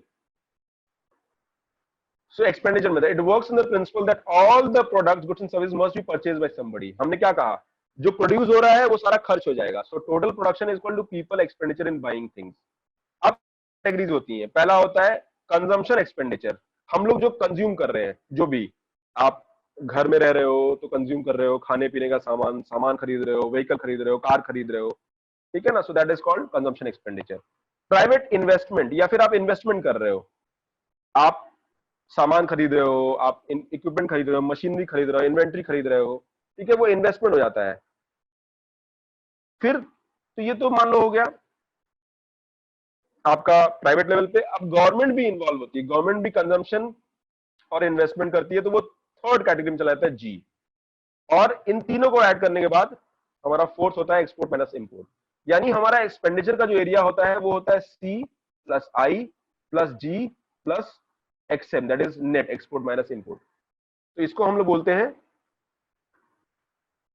C plus I plus G X minus M. तो एक्सपेंडिचर मेथड में हम लोग क्या करते हैं, calculate GDP by adding the 4 components of the spending. अब यहाँ पे जो भी, अब इमेजिन करो इकोनॉमी में कौन कौन खरीद रहा है और कौन कौन, आपके पास 10,000 रुपए है, आप इसमें आप कंजम्पशन करोगे और कुछ सेविंग होगा तो आप इन्वेस्टमेंट करोगे. तो इकोनॉमी में दो ही लोग होते हैं, एक तो या तो प्राइवेट होते हैं या गवर्नमेंट होती है. तो प्राइवेट में हम इंडिविजुअल हो सकते हैं, फर्म भी हो सकती है. तो वो सारा हम लोग यहाँ काउंट हो जाता है सी एन आई में, इधर यू आर कंज्यूमिंग और यू आर इन्वेस्टिंग. तो कुछ भी खर्चा होता है उसको हम इन्हीं कैटेगरी में डालते हैं. और तीसरा गवर्नमेंट, अच्छा गवर्नमेंट का भी बड़ा रोल होता है इकोनॉमी में, ठीक है. So that will also will be considered. X minus M export. Export क्या होता है, आप एक्सपोर्ट से अर्निंग करते हो, क्योंकि एक्सपोर्ट में आप प्रोड्यूस कर रहे हो और आपका सामान बाहर जा रहा है. इंपोर्ट क्या हो रहा है, इंपोर्ट बाहर से आ रहा है, बट इंपोर्ट में भी शायद यहाँ सी या आई या जी में आ गया होगा. मान लीजिए आप कंज्यूम कर रहे हो, आपने एक फेरारी कार खरीदी, तो फेरारी कार आप कंजम्पशन में चला गया ना, तो इंपोर्ट में माइनस हो जाएगा, यहाँ पे अदरवाइज डबल काउंटिंग हो जाएगी. सो इंपोर्ट डेटा में be hidden in other C I G and it में be counted in the GDP of the exporting country. इसीलिए हमको इसको डिडक्ट करना होता है ताकि हमारा डबल काउंटिंग ना हो. तो इस तरीके से हम लोग जो जीडीपी निकालते हैं तो इसको हम लोग बोलते हैं expenditure method. So we are calculating GDP by expenditure method. Okay, so I think that is clear. Another is product method. Product method में हम क्या करते हैं, जो भी इकोनॉमी में प्रोड्यूस हो, प्राइस इनटू क्वांटिटी, तो इसको बोलेंगे gross value added method. So sum total of the gross value added of the all the firms in the economy, तो ये हो जाता है, इसको बोलते हैं GVA, gross value add method. इसका एक और फॉर्मूला जो मैंने बताया था, total value of sale minus intermediate good, क्योंकि हम लोग यहाँ फाइनल गुड्स एंड सर्विसेज की बात करेंगे. इंडिया का मैप इमेजिन करो और इमेजिन करो कि जो भी प्रोड्यूस हुआ है, what ever is being produced, उसका आप टोटल ले लो, ठीक है ना. लेकिन इंटरमीडिएट गुड को हटा देना, total value of sale minus intermediate good, तो ये आपका फाइनल गुड्स एंड सर्विस आ जाएगा. सो दिस इज इसका ग्रॉस यानी टोटल वैल्यू. यही जीडीपी होता है, जो प्रोड्यूस कर रहे हैं उसका टोटल. एक्सपेंडिचर मेथड में हम अज्यूम कर रहे हैं कि जो भी प्रोड्यूस कर रहे हैं वो सेल हो जा रहा है, तो वो एक्सपेंडिचर मेथड हो जाता है, ठीक है. So this is in fact GVA method हम लोग इकोनॉमी में आइडली जीवीए मेथड ही यूज करते हैं. So we are mainly using product method only. Third would be income method. Revenues earned by all the firms put together must be distributed among the factors of production. Salaries, rent, profit, interest. ठीक है ना. अब एक company का revenue है, और revenue कहां से आता है, सेल से आता है, ठीक है ना. यानी यही टोटल है और सबका सेल ऐड कर देंगे तो यही जीडीपी हो जाता है. तो ये जो सेल होता है ये कहां कहां डिवाइड होगा, या सैलरीज में, रेंट में, प्रॉफिट्स में, या इंटरेस्ट में. तो इसको हम लोग कहते हैं फैक्टर्स ऑफ प्रोडक्शन, ठीक है. तो ये जाएगा वेजेस, इंटरेस्ट, प्रॉफिट, रेंट. तो जीडीपी को हम लोग इस तरीके से निकालते हैं, WIPR, इसको हम लोग इनकम मेथड बोलते हैं.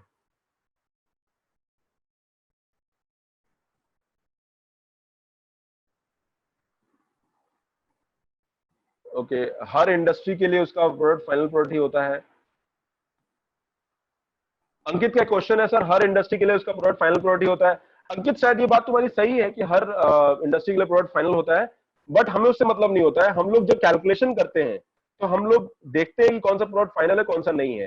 तो जो भी इंडस्ट्री का प्रोडक्ट फाइनल होता है उसका हम लिस्ट बनाते हैं कि वो कहीं इंटरमीडिएट में तो नहीं गया है. So it's a very complex activity जो हम लोग को करना पड़ता है, ठीक है ना. सो दैट तो जीडीपी अगर हम यहां निकालेंगे तो फैक्टर्स ऑफ प्रोडक्शन क्या है, लैंड, लेबर, कैपिटल, एंटरप्रेन्योरशिप। तो लैंड में क्या जाता है, रेंट, लेबर में क्या जाता है, वेजेस, कैपिटल में क्या जाता है, इंटरेस्ट, और एंटरप्रेन्योर में क्या आता है, प्रॉफिट। तो यही हो जाता है WIPR। ठीक है, तो ये हो जाता है, तो ये जीडीपी, यानी हम ये भी कह सकते हैं जीडीपी हमारा जो प्रोडक्ट मेथड है that is output of the country. ठीक है ना, जो पिछला वाला डायग्राम देखो, ये आउटपुट है ना कंट्री का, this is the output of the country. ठीक है, this is the output of the country. अगर ये कंट्री का आउटपुट है और अगर हम यहां काउंट कर रहे हैं जीडीपी एट इनकम मेथड में, तो ये कंट्री का इनकम है, बिकॉज इनकम इसी फॉर्म, 4 फॉर्म में मिलेगा। तो we can say right economic output equal to economic income, या कह लीजिए national output equal to national income. तो नेशनल जो आउटपुट होता है वही हमारा इनकम भी जो है आपका होता है। ठीक है, सो जीडीपी क्या होगा, GDP at factor cost plus indirect tax minus subsidy. ये कुछ लोग यूज करते हैं कहीं किताबों में नेट जो है इनडायरेक्ट टैक्स होता है। ठीक है, लेकिन हमने ऐसे लिया है। तो इससे क्या आ जाएगा, GDP at current market price, इसको इन्फ्लेशन से एडजस्ट करेंगे तो आ जाएगा कॉन्फ्लेशन, GDP at constant market price, और ये इंडिया की ऑफिशियल जीडीपी है। This is the official GDP of the country. ठीक है, so that is GDP estimation हम लोग निकालते हैं एक्सपेंडिचर मेथड से, इनकम मेथड से, प्रोडक्ट मेथड से। ब्रॉडली हम लोग ये मेथड यूज करते हैं जीडीपी कैलकुलेट करने में।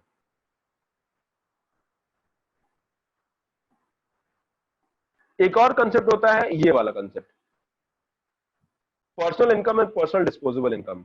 हमने जीडीपी निकाला, जीएनपी निकाला, एनएनपी निकाला, एनएनपी एट फैक्टर कॉस्ट निकाला, लेकिन अगर हमको फर्दर जाना हो और हमें निकालना है पर्सनल इनकम, तो ये एनआई तो नेशनल इनकम है जिसको हम एनएनपी बोलते हैं, बट कंपनीज के बहुत सारे प्रॉफिट अनडिस्ट्रीब्यूट होते हैं। तो अगर मुझे पर्सनल इनकम निकालना है इंडिविजुअल्स के, तो वो क्या होगा, NI minus undistributed profit minus interest payment made by the household, अगर आपने कोई इंटरेस्ट या लोन दिया हुआ है, minus corporate tax, but companies tax pay करती हैं, plus transfer payment from the government and the firm. मान लो आपको कोई ट्रांसफर पेमेंट हुआ है, गवर्नमेंट ने आपको, आपकी इनकम क्या है, आपकी इनकम है मान लो 50,000 रुपए है, आपने 5,000 रुपए टैक्स दे दिया, तो आपकी इनकम 45,000 हो गई। ठीक है ना, आपने कोई लोन लिया है, उस पर 3,000 रुपए आपने इंटरेस्ट पे कर दिया, तो आपकी इनकम 42,000 हो गई।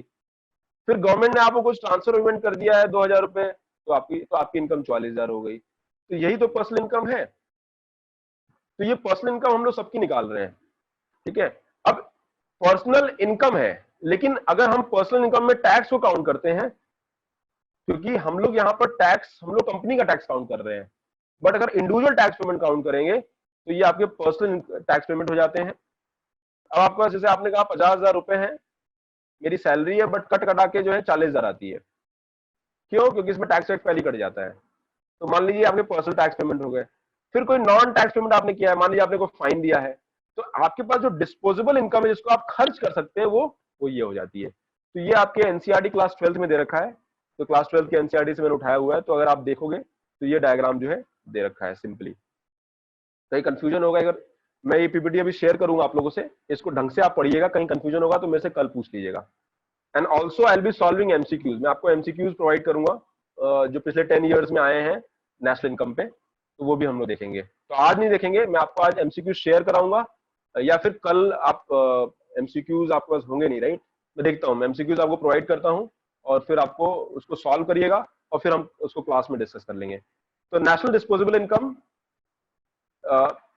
तो ये आपका पर्सनल डिस्पोजल। अब कंट्री का डिस्पोजल इनकम क्या होता है, नेशनल इनकम प्लस कोई बाहर से ट्रांसफर मिला है, ठीक है ना, कोई गिफ्ट मिला है, कोई एड मिला है। जीडीपी आपकी मान लो 2-3 ट्रिलियन है, प्लस हमें 10 बिलियन डॉलर का एड मिल गया, तो हमारा इतना हो गया 3.01 जो ट्रिलियन हो गया। तो डिस्पोजेबल इनकम मतलब बाहर से जो पैसा मिलता है वो भी हम लोग ऐड कर देते हैं। मोस्टली डिस्पोजेबल इनकम, जैसे इंडिया ऐसी कंट्री है, हमको बाहर से बहुत कुछ नहीं मिलेगा, बट छोटी इकोनॉमीज होती हैं उनको काफी इनकम पैसा बाहर से मिलता है। पाकिस्तान फॉर एग्जांपल, नेपाल, इनको ग्रांट एड बहुत मिलता है बाहर से, तो इनकी पर्सनल डिस्पोजेबल इनकम इनकी इकोनॉमी से नहीं आ रहा है, बट इवन आउटसाइड से आ रहा है। बट हम लोग जो जीडीपी या एनएनपी काउंट करते हैं वो हम लोग जो है वो उनका वो फॉर्मूला उनका सेम रहेगा। बट डिस्पोजेबल इनकम मतलब रियल में कितना है आपके पास, so you will add the income coming from outside, so that completes the concept of, ठीक है। So this is how the concept of GDP can be understood, ठीक है। अब सीएसओ रिफॉर्म्स की हम लोग बात करेंगे। Now I want to ask, अगर यहां तक क्लियर है तो should I talk about reforms in the economy, because ये थोड़ा सा कॉन्फ्लिक्ट, थोड़ा सा कॉम्प्लेक्स हो जाएगा। Should I continue this part? It will take 10-15 minutes. अगर प्रेशर डेवलप नहीं हुआ हो तो आई कैन टेक दिस। चलिए देखते हैं सीएसओ रिफॉर्म्स। तो हमारा जीडीपी, मैंने क्या कहा पहले, हम लोग we used to calculate GDP at factor cost, but अब हम लोग जीडीपी एट मार्केट कॉस्ट पे या मार्केट प्राइस पे निकालते हैं, ठीक है ना। तो now since we are calculating GDP at constant price, constant market price, तो वो कैसे हुआ, वो सीएसओ रिफॉर्म हुआ 2015 में। 2015 में सीएसओ ने कहा कि हम लोग जीडीपी कहां से निकालते हैं, तो हम लोग गुड्स डेटा लेते हैं। गुड्स डेटा मल्टीपल सोर्सेज से आता है, जैसे मान लीजिए आपका annual survey of industries ASI, index for industrial production IIP, national sample survey, economic census, तो यहां से हमको गुड्स का डेटा मिलता है। फिर हम सर्विसेज का डेटा लेते हैं, ठीक है, ये हमारे सर्विस का डेटा होता है। इसके अलावा भी हम लोग MCA, ministry of corporate affairs का डेटा लेते हैं, और भी सोर्सेज होते हैं। तो इससे हमारा डेटा मिलता है और उस डेटा को हम कोलेट करते हैं। रिमेंबर, जीडीपी कैलकुलेशन अपने आप में बहुत कॉम्प्लेक्स जो है फॉर्मूला मेथड है, it is not a simple method. पहले हमारा ऑफिशियल जीडीपी फैक्टर कॉस्ट पे लेते थे, क्योंकि हमारा टैक्स सिस्टम जो है रिफॉर्म नहीं था, उसमें बहुत सारे लिमिटेशंस थे। But after CSO reform, GDP at constant market price became the India's official GDP. हमने क्या किया, 2-3 काम किए। हमने अपने बेस ईयर को चेंज कर दिया, पहले 4-5 था, 11-12 कर दिया। और हम इंटरनेशनल सिस्टम, एसएनए सिस्टम और नेशनल अकाउंट हम लोग फॉलो करना अब स्टार्ट कर रहे हैं। फर्क क्या हुआ, हमने क्या देखा था, GDP at factor cost plus indirect tax, ठीक है ना, indirect tax minus subsidy equal to GDP at market cost, ठीक है ना। लेकिन हम लोग ये कैलकुलेट कर रहे थे बिकॉज हमारा ये वाला जो पार्ट था ये कॉम्प्लेक्स था। इनडायरेक्ट टैक्स, हर स्टेट में अलग अलग टैक्स निकल रहा है, टैक्स रेट यूनिफॉर्मिटी नहीं है, तो जीडीपी एट मार्केट कॉस्ट निकालना एक चैलेंजिंग एस्पेक्ट था। डेटा अवेलेबल नहीं है आपके पास, तो इसलिए हम लोग GDP at factor cost, in fact most of developing countries वो जीडीपी एट फैक्टर कॉस्ट ही कैलकुलेट करती हैं। But since now our tax system has reformed, हम जीएसटी लेके आ गए हैं, वैट सिस्टम लाए हैं, and hence that system has improved a lot. और आज जो ये टैक्स रिलेटेड अनोमलीज हैं, जो कंफ्यूजन है, वो अब देखने को नहीं मिलते हैं। तो ये हम लोग फॉर्मूला यूज करते हैं। बट जो नए सिस्टम में उन्होंने क्या किया, उन्होंने 2 काम किए। उन्होंने टैक्स को 2 पार्ट में डिवाइड कर दिया, production tax and product tax. इन्होंने सब्सिडीज को भी 2 पार्ट में डिवाइड कर दिया, production subsidy and product subsidy. और इन्होंने कहा कि हम जीडीपी एट फैक्टर कॉस्ट की जगह हम एक नया टर्म यूज करेंगे, जीवीए या जीवीए एट बेसिक प्राइस, ठीक है। नाउ पहले क्या हो रहा था, ये सारे टैक्स हमें ऐड कर लेते थे। अब देखो, टैक्स 2 तरह का होता है। एक टैक्स जो इंडिविजुअल आइटम पे लगता है, जैसे आपने सामान खरीदा, जीएसटी दिया, किस पे लग रहा है, प्रोडक्ट पे, ठीक है। एक टैक्स होता है जो प्रोडक्ट से लेना देना नहीं है, वो पूरे फैक्ट्री पे लग रहा है, सिस्टम। जैसे आपने लैंड रेवेन्यू दिया, लैंड रेवेन्यू टैक्स दिया, आपने स्टैम्प ड्यूटी दिया, फैक्ट्री बना रहे हो तो आप दे रहे हो, तो ये कहां गया, प्रोडक्शन टैक्स। तो ये प्रोडक्शन से रिलेटेड टैक्स हो गया। लेकिन यहां प्रोडक्शन अभी हुआ नहीं है, याद रखिए। What if factory has made but production नहीं हो रहा है, अभी तो सेल हुआ ही नहीं है, तो ये टैक्स पहले ही ले लिया गया है। हम लोग पहले क्या करते थे, सारे टैक्स को हमने ऐड कर दिया और इस तरह से देख लिया। इन्होंने कहा नहीं, ये मेथड सही नहीं है, और हमें क्या करना चाहिए, हमें 2 सिस्टम निकालना चाहिए, जहां हमें टैक्स और सब्सिडी को हमें अलग अलग कर लेना चाहिए, so that we get a better picture. जब हम कोई सामान खरीदते हैं तो उसके ऊपर प्रोडक्ट टैक्स ही लगता है, which mean GDP at factor cost जो निकाल रहे हैं वो डेटा सही नहीं है। जब हम सामान खरीदते हैं तो उस टाइम प्रोडक्ट टैक्स लगता है, देन वो जीडीपी एट मार्केट प्राइस हो जाता है। तो हम ये कहेंगे कि हम लोग इस कंपोनेंट को चेंज करेंगे और इस कंपोनेंट को हम अलग तरीके से देखेंगे। कैसे देखेंगे, उन्होंने कह दिया जीडीपी एट फैक्टर कॉस्ट। अब जीवीए, जीडीपी की जगह जीवीए टर्म यूज कर दिया, ग्रॉस वैल्यू एडेड। क्या होगा, ये इक्वल नहीं है, GVA at factor cost plus production tax minus production subsidy equal to GDP at basic price. यानी अब जीडीपी एट फैक्टर कॉस्ट की जगह हम लोग जीवीए एट बेसिक प्राइस लेंगे, और क्योंकि ये प्रोडक्शन से पहले ही टैक्सेस लग रहे हैं या सब्सिडी मिल रही है आपको, ठीक है ना। और इसके बाद जो होगा, यानी हमारा जीडीपी एट फैक्टर कॉस्ट वाला जो टर्म है उसको हमने रिप्लेस कर दिया जीवीए एट बेसिक प्राइस से, ठीक है। और फिर हमने क्या किया, GVA at basic price plus product tax minus product subsidies equal to GDP at current market price. इसको हमने इन्फ्लेशन के लिए एडजस्ट किया, हो जाता है GDP at constant market price. और इसका हम समेशन ले लेते हैं, बिकॉज यहां पर एक आइटम के लिए हम लोग ले रहे हैं और फिर मल्टीपल आइटम के लिए हम लोग ऐड करते हैं। तो ये हमारा ऑफिशियल जीडीपी हो जाता है। यानी कहने का मतलब कोई डिफरेंस नहीं है पुराने इस मेथड में, ओनली डिफरेंस दैट हमने टैक्सेस और प्रोडक्शन और टैक्सेस एंड सब्सिडीज का हमने दो लेवल डिसाइड कर लिया है, और जो टैक्सेस और जो सब्सिडीज जहां लगता है हम वही काउंट करते हैं। तो basic price excludes any taxes और products that producer receives on the purchase. यानी यहाँ पे बेसिक प्राइस में हम ऐसे टैक्सेस हटा देंगे जो प्रोडक्ट पे लग रहे हैं, सेल्स हो गया, जीएसटी हो गया, या ऐसी सब्सिडीज जो है हम हटा देंगे, ठीक है। और प्रोडक्शन टैक्सेस क्या हो गए, आर इंडिपेंडेंट ऑफ टैक्स, यानी प्रोडक्शन हुआ नहीं है, जैसे मान लीजिए land revenue tax, stamp duty, registration tax. तो आप फैक्ट्री में जब प्रोडक्शन होकर सामने सामान बाहर निकल रहा है तो इसको हम लोग पहले ही काउंट कर लेंगे, यही हो जाएगा GVA at basic price.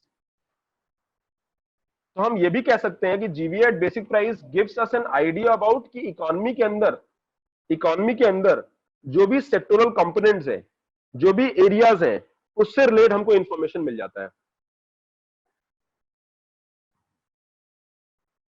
Okay, so Ankit Singh please again explain again. मैं समझ रहा था कंफ्यूजन थोड़ा सा होगा। भाई हमने क्या किया, हमने बहुत बेसिक काम ये किया कि हमने जो है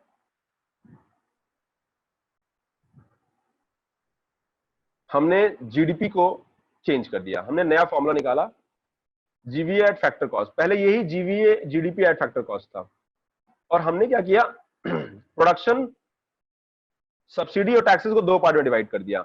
ऐसा टैक्स और ऐसा सब्सिडी जो प्रोडक्शन से जुड़ा हुआ नहीं है। अगर हम प्रोडक्शन टैक्स लगाते हैं लेकिन ये प्रोडक्शन से पहले लग जाता है, don't go in the name. जैसे मान लीजिए आपने लैंड रेवेन्यू दिया, फैक्ट्री से सामान बाहर आ रहा है, फैक्ट्री बनने के बाद सामान बाहर आ रहा है, राइट। फैक्ट्री बनने के बाद जब सामान बाहर आ रहा है तो उससे पहले ही आपने लैंड रेवेन्यू टैक्स, आप लोग को गवर्नमेंट ने कोई सब्सिडी दी होगी प्रोडक्शन से पहले ही, तो वो भी आप उसकी वजह से आपका प्राइस इंपैक्ट होगा, राइट। तो जो जीडीपी एट फैक्टर कॉस्ट निकलता है वो सही पिक्चर नहीं आता है, बिकॉज कुछ टैक्सेस पहले ही लग चुके हैं, वो भी आप काउंट कर ले रहे हो, और बाद वाले टैक्स आप काउंट करते हो। तो पिक्चर जो है जो आती है इकोनॉमी की, जीडीपी एट फैक्टर कॉस्ट की, वो क्लियर नहीं आती है। And hence what we do, we will try to calculate data based on the real scenario on ground. तो हमारा जो ग्राउंड सिनेरियो ये कहता है कि जब प्रोडक्शन हो रहा है तो जो टैक्सेस और सब्सिडी पहले ही दिए जा चुके हैं उनको पहले ही काउंट कर लो, और जब सेल्स हो रहा है तो सेल पे फिर पर यूनिट जो है सब्सिडी और टैक्सेस अलग से लगाओ। व्हाट इफ गवर्नमेंट ने हर दवा पे मान लो कह दिया, मान लो अभी कोई दवा गवर्नमेंट दे रही है और कहा कि हर दवा पे हम 2 रुपए, 10 रुपए की दवा पे 2 रुपए सब्सिडी देंगे, तो वो यहाँ पे काउंट नहीं होगा, वो आगे काउंट होगा। So that is what we have done. तो यहां हमने क्या किया, जीवीए एट बेसिक प्राइस निकाला है, और जीवीए एट बेसिक प्राइस में हमने वो सब्सिडीज और टैक्सेस को एडजस्ट किया है जो प्रोडक्शन से पहले ही लग जाते हैं, लेकिन उनका नाम प्रोडक्शन टैक्स होता है, ठीक है, बिकॉज ये प्रोडक्शन के टाइम ही लग जाते हैं, ठीक है। अब प्रोडक्ट टैक्सेस किस पे लगता है, पर यूनिट आइटम पे, वैट हो गया, एक्साइज, अब सामान खरीद रहे हो, ठीक है ना। तो हमारा ऑफिशियल जीडीपी क्या हो जाता है, GVA at basic price equal GDP at current market price, inflation adjustment हो गया GDP at constant market price. कहने का मतलब क्या है कि हमारा जो जीडीपी कैलकुलेट हो रहा है वो हम लोग सब्सिडी और टैक्सेस को थोड़ा सा हम लोग बेटर तरीके से कैलकुलेट कर रहे हैं, यही डिफरेंस है और कोई डिफरेंस नहीं है, ठीक है। इसको मैं आपको नोट शेयर करूंगा, इसको पढ़िएगा, फिर भी कंफ्यूजन होगा तो मेरे से 1 to 1 पूछ लीजिएगा, ठीक है। नए सीरीज में क्या हो रहा है, हम लोग MCA ministry of corporate affair data use कर रहे हैं, पहले आरबीआई डेटा यूज करते थे। कुछ चेंजेस हुए, फॉर एग्जांपल मैन्युफैक्चरिंग का कंट्रीब्यूशन बढ़ गया, हमारा एग्रीकल्चर का कंट्रीब्यूशन भी बढ़ गया, ठीक है, ये कुछ चेंजेस हुए हैं। बेस ईयर पहले था, पहले हम लोग जीडीपी में सिर्फ अराउंड 5 लाख फॉर्म यूज कर रहे हैं, पहले हम सिर्फ 20-30 फॉर्म, और फिर हम बाकी फॉर्म्स का हम क्या करते थे, हम इसका हम एक्स्ट्रापोलेट कर लेते थे। हमारे पास डेटा 50 फर्म का नहीं है, 5 का ही, तो 5 के बेस पे हमने 50 का निकाल लिया। ठीक है, so that covers the GDP CSO reform. ठीक है, लिमिटेशन ऑफ जीडीपी इंडिया में क्या है हमने ऑलरेडी डिस्कस अभी वैसे जनरल किया, बट इंडिया में क्या है, सेम है। नॉन वोलेटाइल सेक्टर हम लोग काउंट नहीं करते हैं, जैसे हमारे पास अब मेथड नहीं है। ब्लैक इकोनॉमी, इलीगल एक्टिविटीज, ठीक है, नॉन अवेलेबिलिटी ऑफ डेटा, बहुत सारे सेक्टर्स का डेटा अवेलेबल नहीं है, small producers, house hold enterprise, तो इसका हम अप्रोक्सीमेट ले लेते हैं। कई एनएसएसओ कई डेटा ही नहीं कैलकुलेट करके देता है, तो प्रैक्टिकल प्रॉब्लम देखने को मिलते हैं। दूसरा, we all know that GDP does not account welfare. For example India की जीडीपी जो है 7% से ग्रो करी थी 15-16 में, बट एग्रीकल्चर ग्रोथ नेगेटिव था, यानी इंडिया की 50% पॉपुलेशन की इनकम नेगेटिव ग्रो हुई थी, बट एवरेज पूरे इंडिया की 7% ग्रो हुई थी। तो that does not give the right picture, क्योंकि वेलफेयर के पॉइंट ऑफ व्यू से ये नहीं है।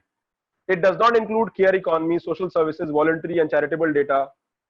कोई पोल्यूशन हो रहा है, कोई इन्वायरमेंटल कॉस्ट हो रहे हैं, वो भी हम लोग कैलकुलेट नहीं करते हैं। तो that is the limitation of the GDP. ठीक है, नए सीरीज का बड़ा क्रिटिसिज्म हुआ है, उनका ये कहना है कि नए सीरीज में बहुत सारे डेटा परफेक्ट नहीं है। ठीक है, they don't match the ground reality. CSO का कहना है कि भाई नए सीरीज काफी बेटर है, कॉम्प्रहेंसिव है, और पहले वाले से हर हाल में बेटर है। हुआ क्या कि गवर्नमेंट ने क्या किया, नए सीरीज में जो ग्रोथ था रिवाइज कर दिया। पुराने सीरीज में 5.1 था, क्योंकि बेस ईयर चेंज कर दिया आपने, राइट। तो बेस ईयर में प्राइस भी चेंज हो गया, तो प्राइस चेंज होगा तो जीडीपी का डेटा भी चेंज हो जाएगा। ठीक है, तो ये जो है देखने को मिलता है।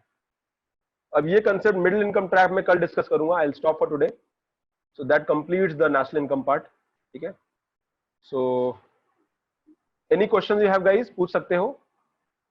I will be sharing this, आपको 1 घंटे के अंदर ये भी स्लाइड मिल जाएगा पीपीटी फॉर्म में। सो ये वीकेंड्स को हम लोग सिर्फ इकोनॉमी चलेगा हमारा। कुछ बैचेस में इकोनॉमिक्स हुआ नहीं है, सो जो हमारे ऑफलाइन बैचेस हैं, तो उनके लिए हम लोग ये चला रहे हैं batches. But 2 days classes plus current affair, आप 3 डेज क्लासेस आपको अवेलेबल रहेगा अभी के लिए। So any questions guys? Yes,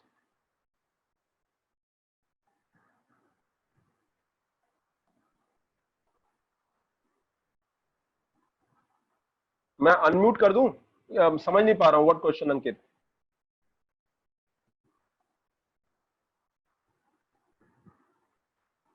अच्छा, तुम्हारा डिपार्टमेंट वाला क्वेश्चन, कौन सा क्वेश्चन था, ऊपर वाला?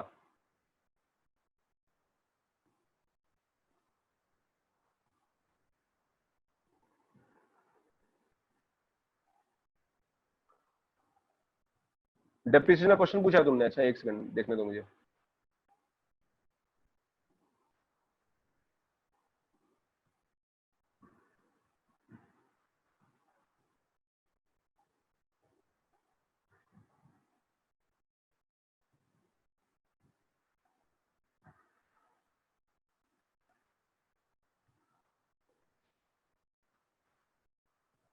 ओके, सो अंकित का क्वेश्चन है, सर ये डेप्रिसिएशन जो हम देखते हैं वो किसी साल के प्रोडक्ट्स का देखेंगे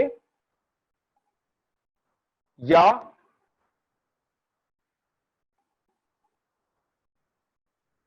किसी साल का प्रोडक्ट देखेंगे?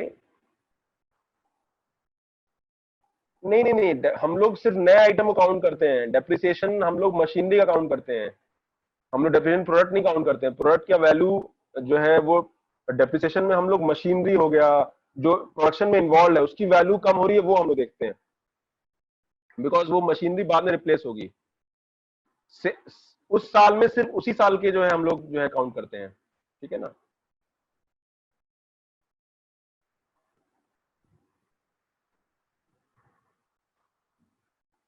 हर साल मशीन का डेप्रिसिएशन वैल्यू भी चेंज होगा ना।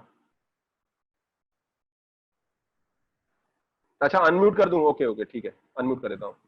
हाँ बोलो अंकित। हाँ, गुड मॉर्निंग सर। तुम्हें अनम्यूट कर दिया है। Okay, good morning sir. Hello,